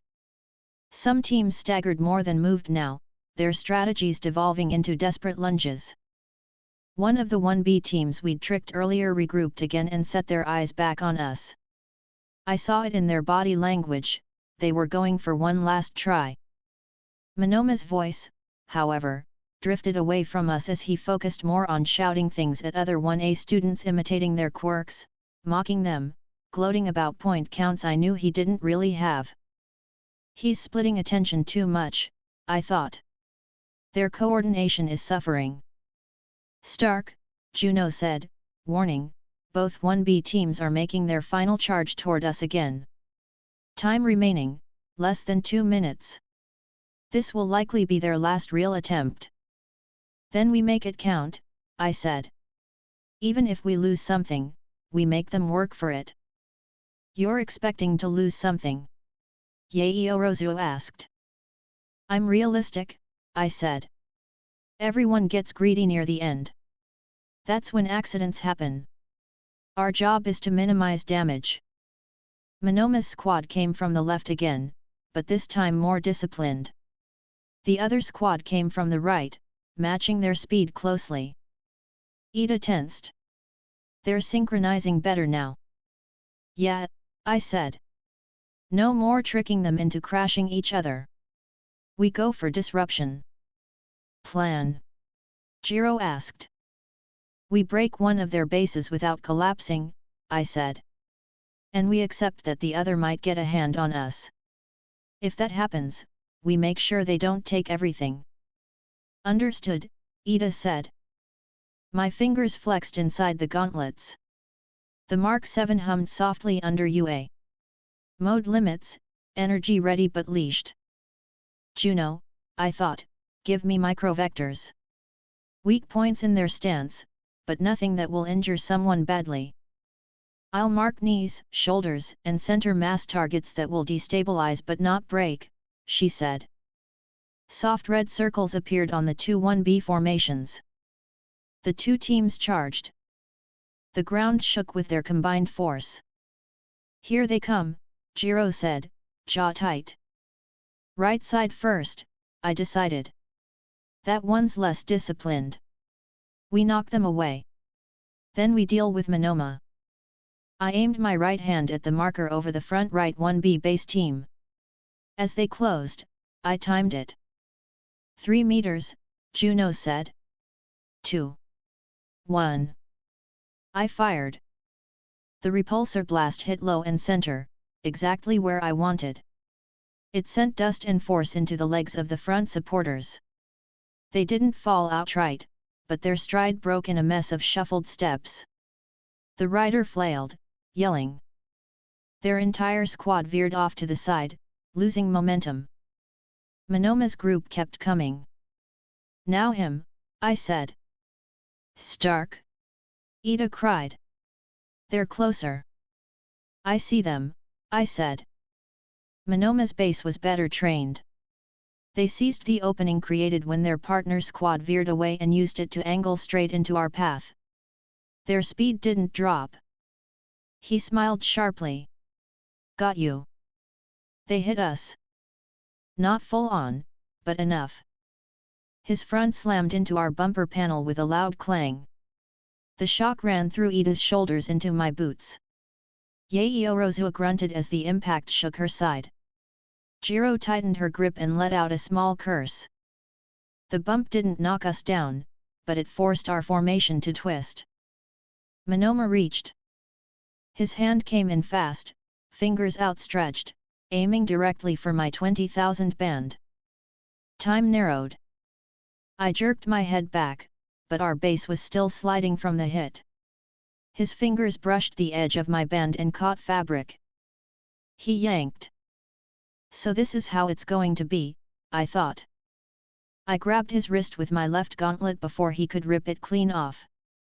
Our arms locked. The cameras zoomed in, no doubt. He grinned, tension in his shoulders, eyes bright. You didn't think you'd keep it the whole time, did you? You're very confident for someone still attached to my arm, I said. I squeezed slightly. Not enough to hurt. Just enough to remind him I had more strength than he did. He tried to pull my band free with the other hand. Jiro! I shouted. She twisted, jacks snapping against the ground as she sent a directional shockwave up at his forearms. The vibration rattled his bones. He winced, grip loosening. My headband slipped from his fingers and fell halfway down my forehead, but didn't fully come off. We were still locked together, both bases stumbling under the strain. Ida's engine screamed as he fought to keep us upright. Sweat flew from his jaw. Stark, he yelled. I can't hold this angle much longer. Understood, I said, jaw tight. Monoma bared his teeth and tried one more grab for the slipping band. Yaeyorozua saw it too. Without waiting for my order, she created another small shield plate and swung it up, blocking his arm. The plate smacked his wrist, knocking his hand away. The band slid further down my face and nearly over my eyes. Vision narrowed to cloth for a moment. Tony, Juno said, they are going to try to circle around and rip it from behind if we keep tying up here. Yeah, I thought. We're too entangled. I let go of Monoma's wrist suddenly and ordered, Ida, backstep, big one. Now. He didn't argue. He threw his whole body weight backward and fired his engines in a quick, brutal burst. Our base jerked away. Because he hadn't expected me to give ground so suddenly, Monoma overextended and nearly toppled off his own team. His supporters scrambled, taking a full second to steady themselves. The distance created between us was small, but it was enough. My band, unfortunately, was barely hanging on. It slid fully down over my eyes for a second before I grabbed it with one hand and pushed it back up. "Clean that up," I muttered. "Maybe tie it tighter," Jiro said breathlessly. "That would be an idea," I said. Before I could resecure it properly, the second 1B team rallied from their earlier stumble and saw their chance. They charged. "Stark," Juno said sharply. "They're near your blind spot. Right side. Very close." Ida tried to pivot, but we were still mid-recovery. Yaoyorozu was catching her balance from the earlier shield swing. Jiro had just fired a blast. We were 1 second too slow. Their rider lunged. He didn't aim for my head. He reached for the extra band hanging around my neck, the one we'd stolen earlier. The 400-point add-on. His fingers hooked it. I slashed a repulsor shot toward the ground near them, but UA mode limited both power and spread. It kicked up dust, but he managed to hang on. The band slipped free of my neck and snapped into his hand. He jerked back, face lighting up. "Got something." They veered away instantly, clutching their small prize. "Lost 400 points, Juno said. Main headband still secured." Jiro blew out a breath. "Could have been worse." "Yeah," I said. "We keep the 20. They get scraps." Yaoyorozu looked frustrated, but she nodded. "I should have anticipated that." "You did fine," I said. "You blocked the critical one." Sideband was expendable. "Time remaining, 1 minute." Midnight shouted. The stadium went into overdrive. Teams screamed, lunged, clawed. Everyone pulled out last reserves. Bakugo's team surged forward in an all-out frontal assault on Midoriya. Todoroki's team intercepted at an angle. For a few seconds, the three top threat teams were locked in a spinning, snarling cluster around the 10 million band. I caught sight of Izuku's face. He was pale, sweating, eyes wild but focused. His team was straining, Dark Shadow roaring, Uraraka shouting, Hatsume's babies firing off in every direction. "Tony," Juno said, "this may be the moment." "I know," I thought. "We couldn't interfere. Not directly." That was his story. Our job was to keep us standing. The two 1B teams fell back, clearly exhausted by their repeated attempts. They had gained a bit, but not enough to change the top rankings. They didn't have the strength for another coordinated push. Point totals. I thought.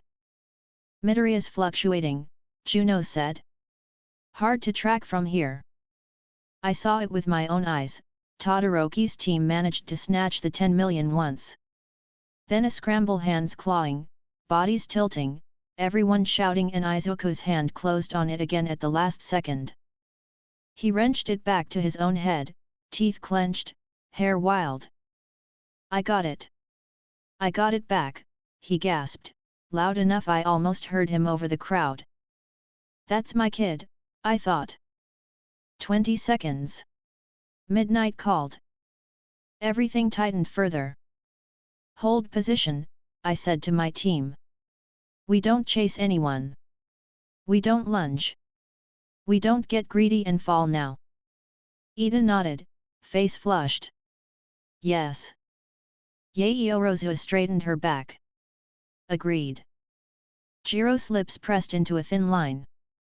"We're keeping what we've got." I retied my headband more securely, fingers quick, then set my hands lightly on their heads again for balance.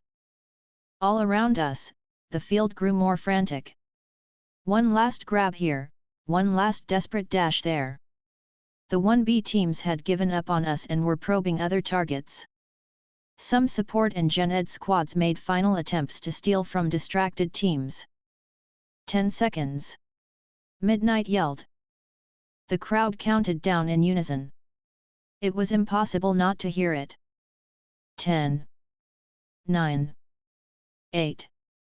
Bakugo made one more huge blast toward Todoroki and Midoriya's contested area. Todoroki responded with an ice spike that almost tipped Bakugo's whole formation. Izuku's team clung to their band like it was life itself. 7. 6. Ida's legs trembled under me, but he did not fall. Almost there, I said. 5. 4. Monoma's team took one last half-hearted step toward us, then stopped, chests heaving, clearly done. 3. 2. 1. Time. Midnight's whip cracked. Cavalry battle is over. A buzzer sounded, loud and final. The crowd erupted. Teams froze mid-motion. Some dropped to their knees. Others cheered. A few cursed. Juno, I thought, final tally. Calculating, she said. U.A.'s official count is populating the board now. We disassembled our formation slowly. I hopped off our base, landing lightly despite the fatigue in my legs. Ida collapsed to a knee for a second, then forced himself up, still trying to look dignified even as his lungs dragged air in. Good work, I said, clapping his back gently. Thank you, he said, trying not to wheeze. Yaoyorozu put her hands on her knees, catching her breath. Jiro stretched her shoulders and neck with a wince. You all did well, I said. We survived a lot of attention. A lot, Jiro said dryly.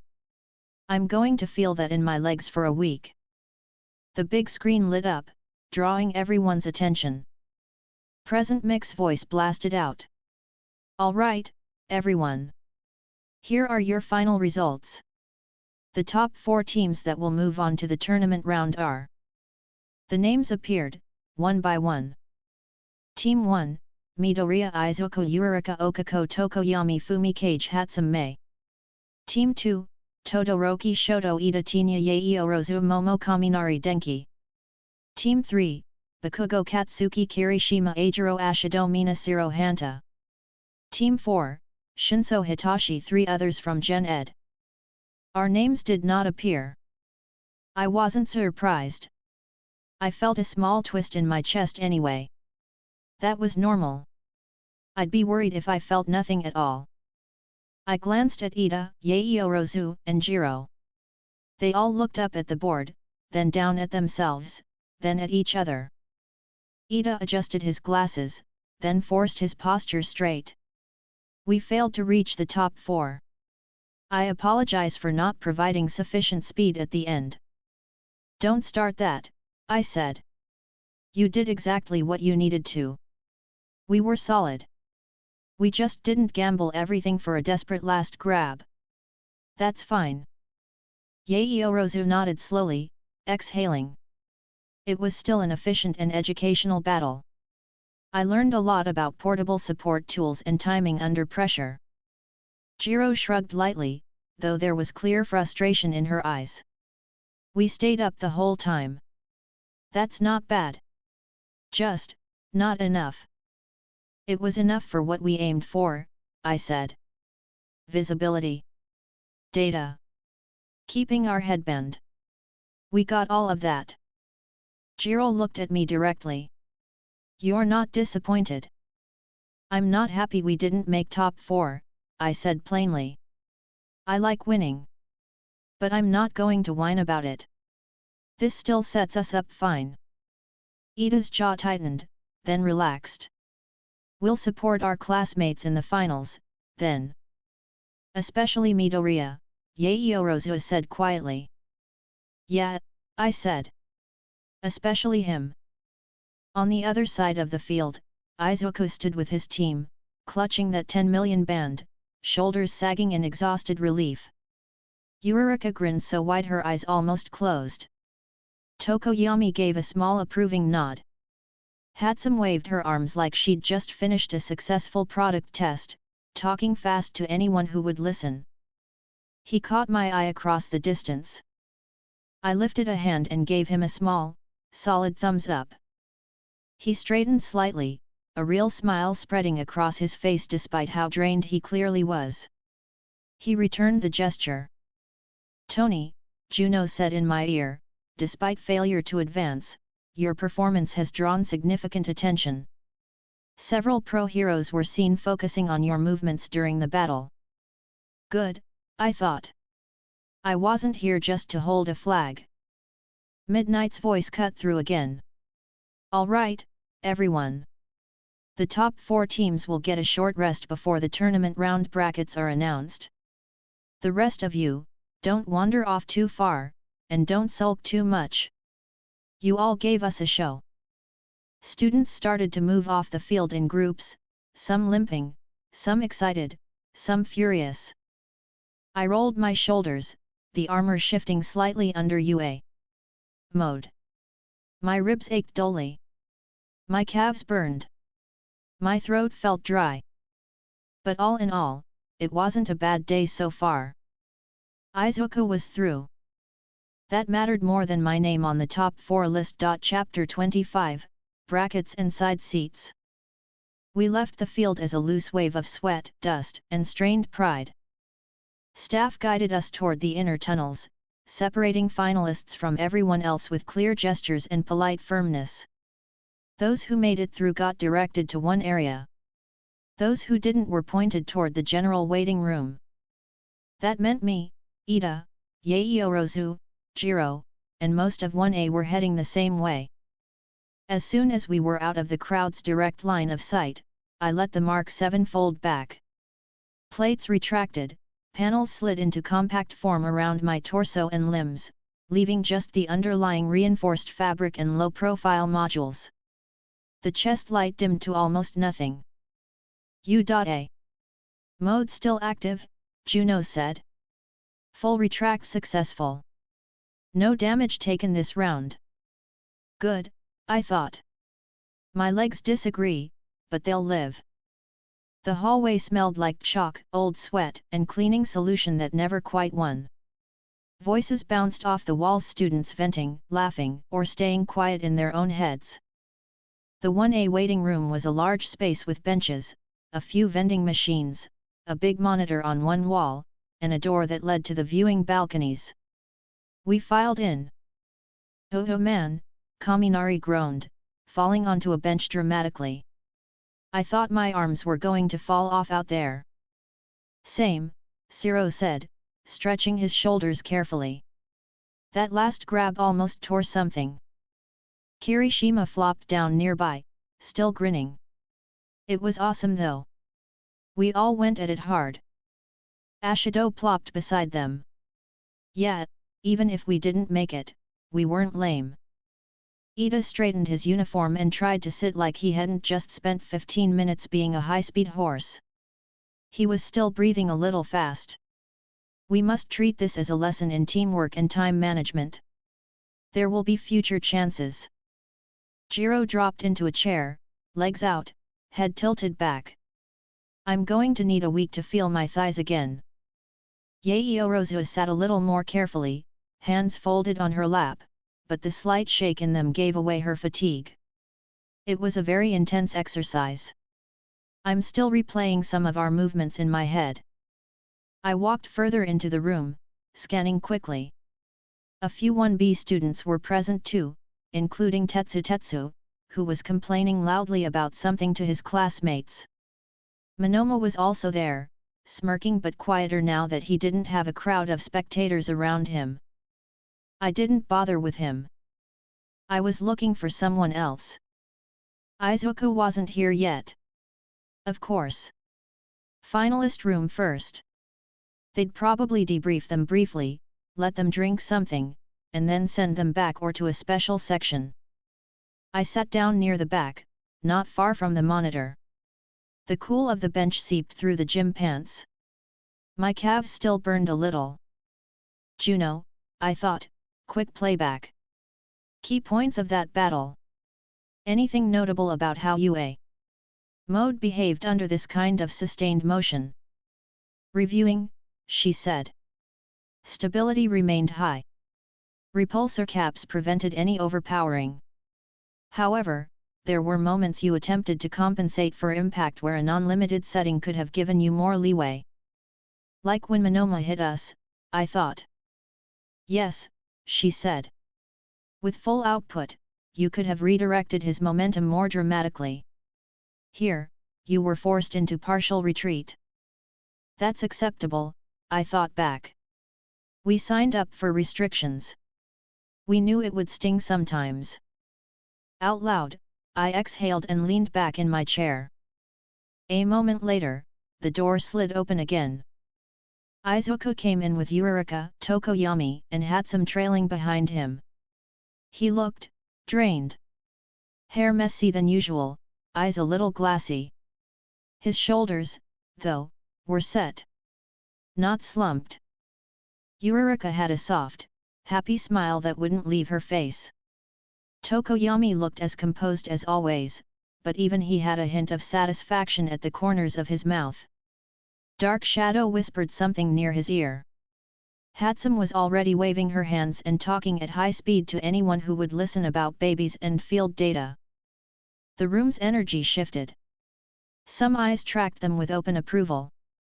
Others with quiet envy. I lifted a hand. Hey, champion! Izuku blinked, then walked straight over, leaving the others to peel off toward their seats. Tony, he said, dropping onto the bench next to me heavily, I'm exhausted. I can see that, I said.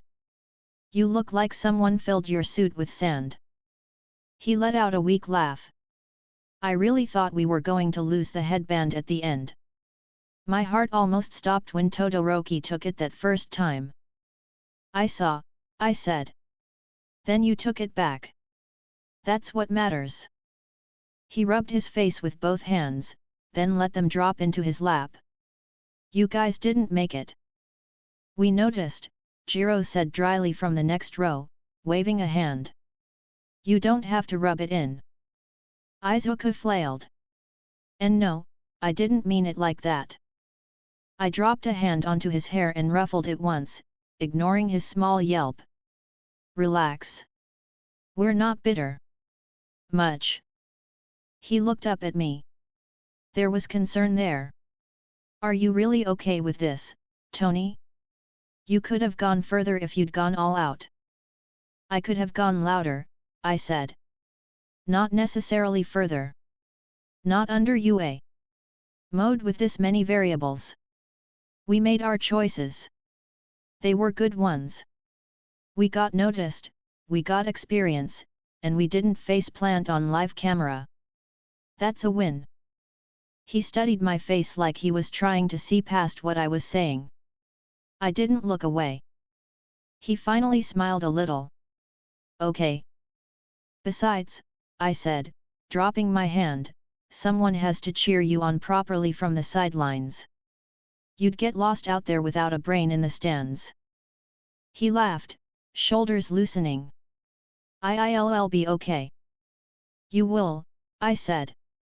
Across the room, Izua's voice came from the doorway. Listen up. Everyone turned. He stood there in his capture weapon and outfit, but his bandages had been reduced further. He still looked like he wanted to be anywhere else, but his eyes were sharp. The tournament brackets will be announced soon, he said. If you made it, pay attention. If you didn't, pay attention anyway. Watching is also training. Kaminari raised a hand. Do we have to stay the whole time? Yes, Izuwa said. This is part of class. You can cry about your legs later. Kaminari slumped. That's harsh. Reality is harsh, Izuwa said. Right now, you're still in UA. Welcome to it. He walked over to the side to lean near the wall, but stayed in the room. Some students shifted uncomfortably. Others nodded in acceptance. I glanced at Izuku. He was sitting up straighter now. So, I said, brackets. You ready to see who you're punching? He swallowed. Kind of. The big monitor flickered. Present Mix voice blasted through even at lower volume. Alright, everyone. You know what time it is.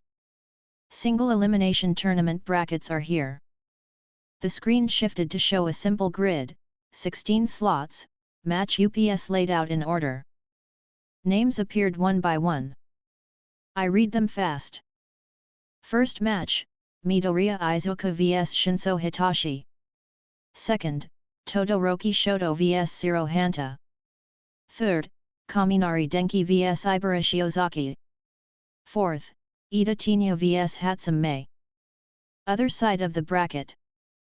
Fifth, Tokoyami Fumikage vs Yaio Momo. Sixth, Ashidomina vs Aoyama Yuga. Seventh, Tetsu vs Kirishima Ajiro. Eighth, Bakugo Katsuki vs Yurika Okako. Classic, I thought. Izuku's breath caught next to me. I'm against Shinso. Yeah, I said. That one's not about raw power. It's about your head. He nodded slowly, eyes not leaving the screen. Ida stared up, hand over his mouth.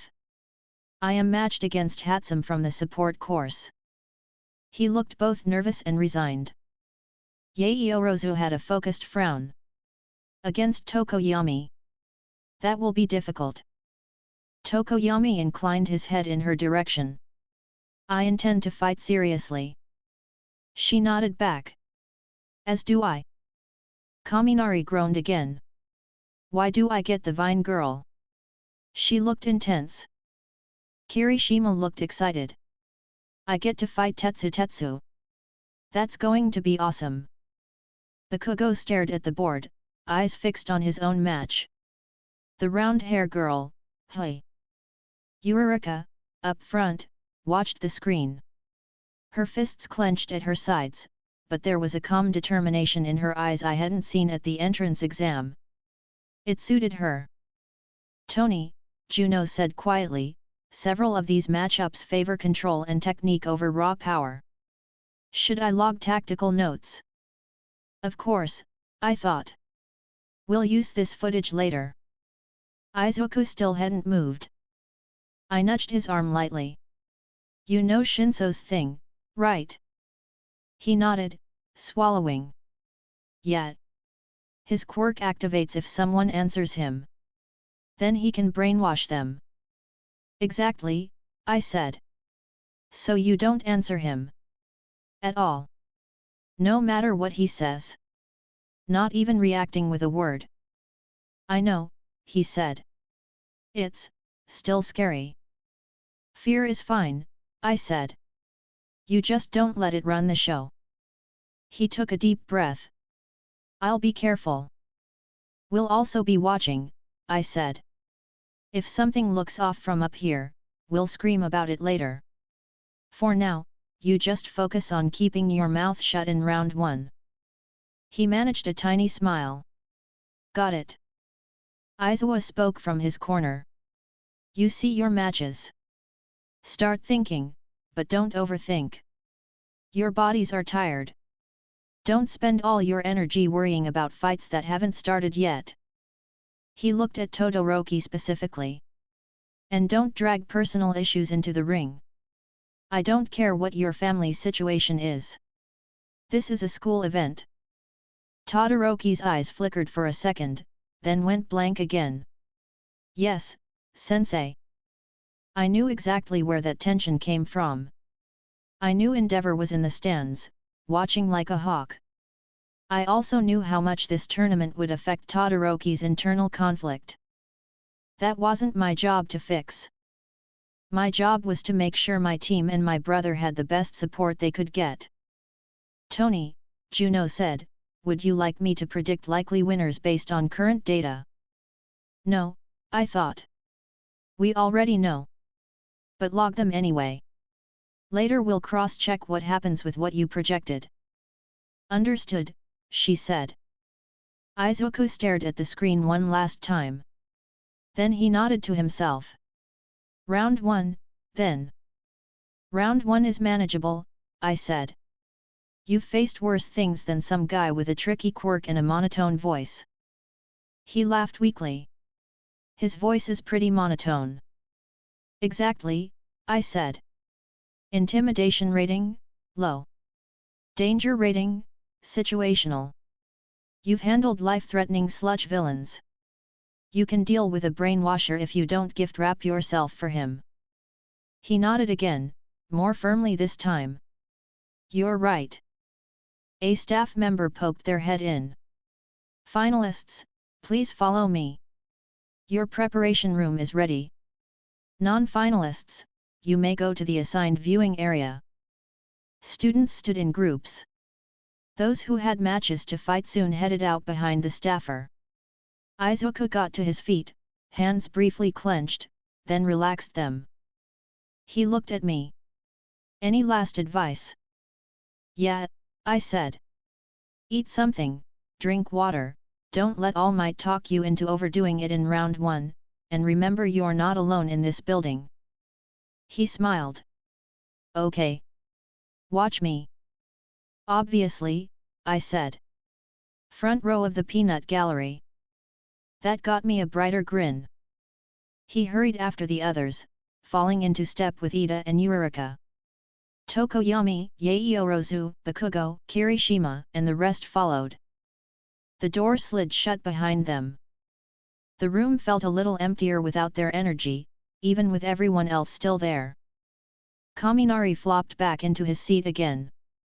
So we're just watching now. Welcome to being support, I said. It's not glamorous, but it's important. Jiro smirked. You sound like you've done it before. I've done everything before, I said. Kirishima turned in his seat. You sure you're really okay with not fighting, Stark? I know some guys in your position would be losing their minds. I like to win, I said. But I also like to be alive, and I like seeing my investments pay off. Watching Deku and the others crush it counts. Besides, I got plenty of screen time already. He laughed. That's true. The monitor shifted to show shots from the stadium again. The crowd looked energized. Cameras flashed across the stands, briefly highlighting some pro heroes in the audience. I spotted Endeavor sitting with his arms crossed, chin lifted, eyes on the field.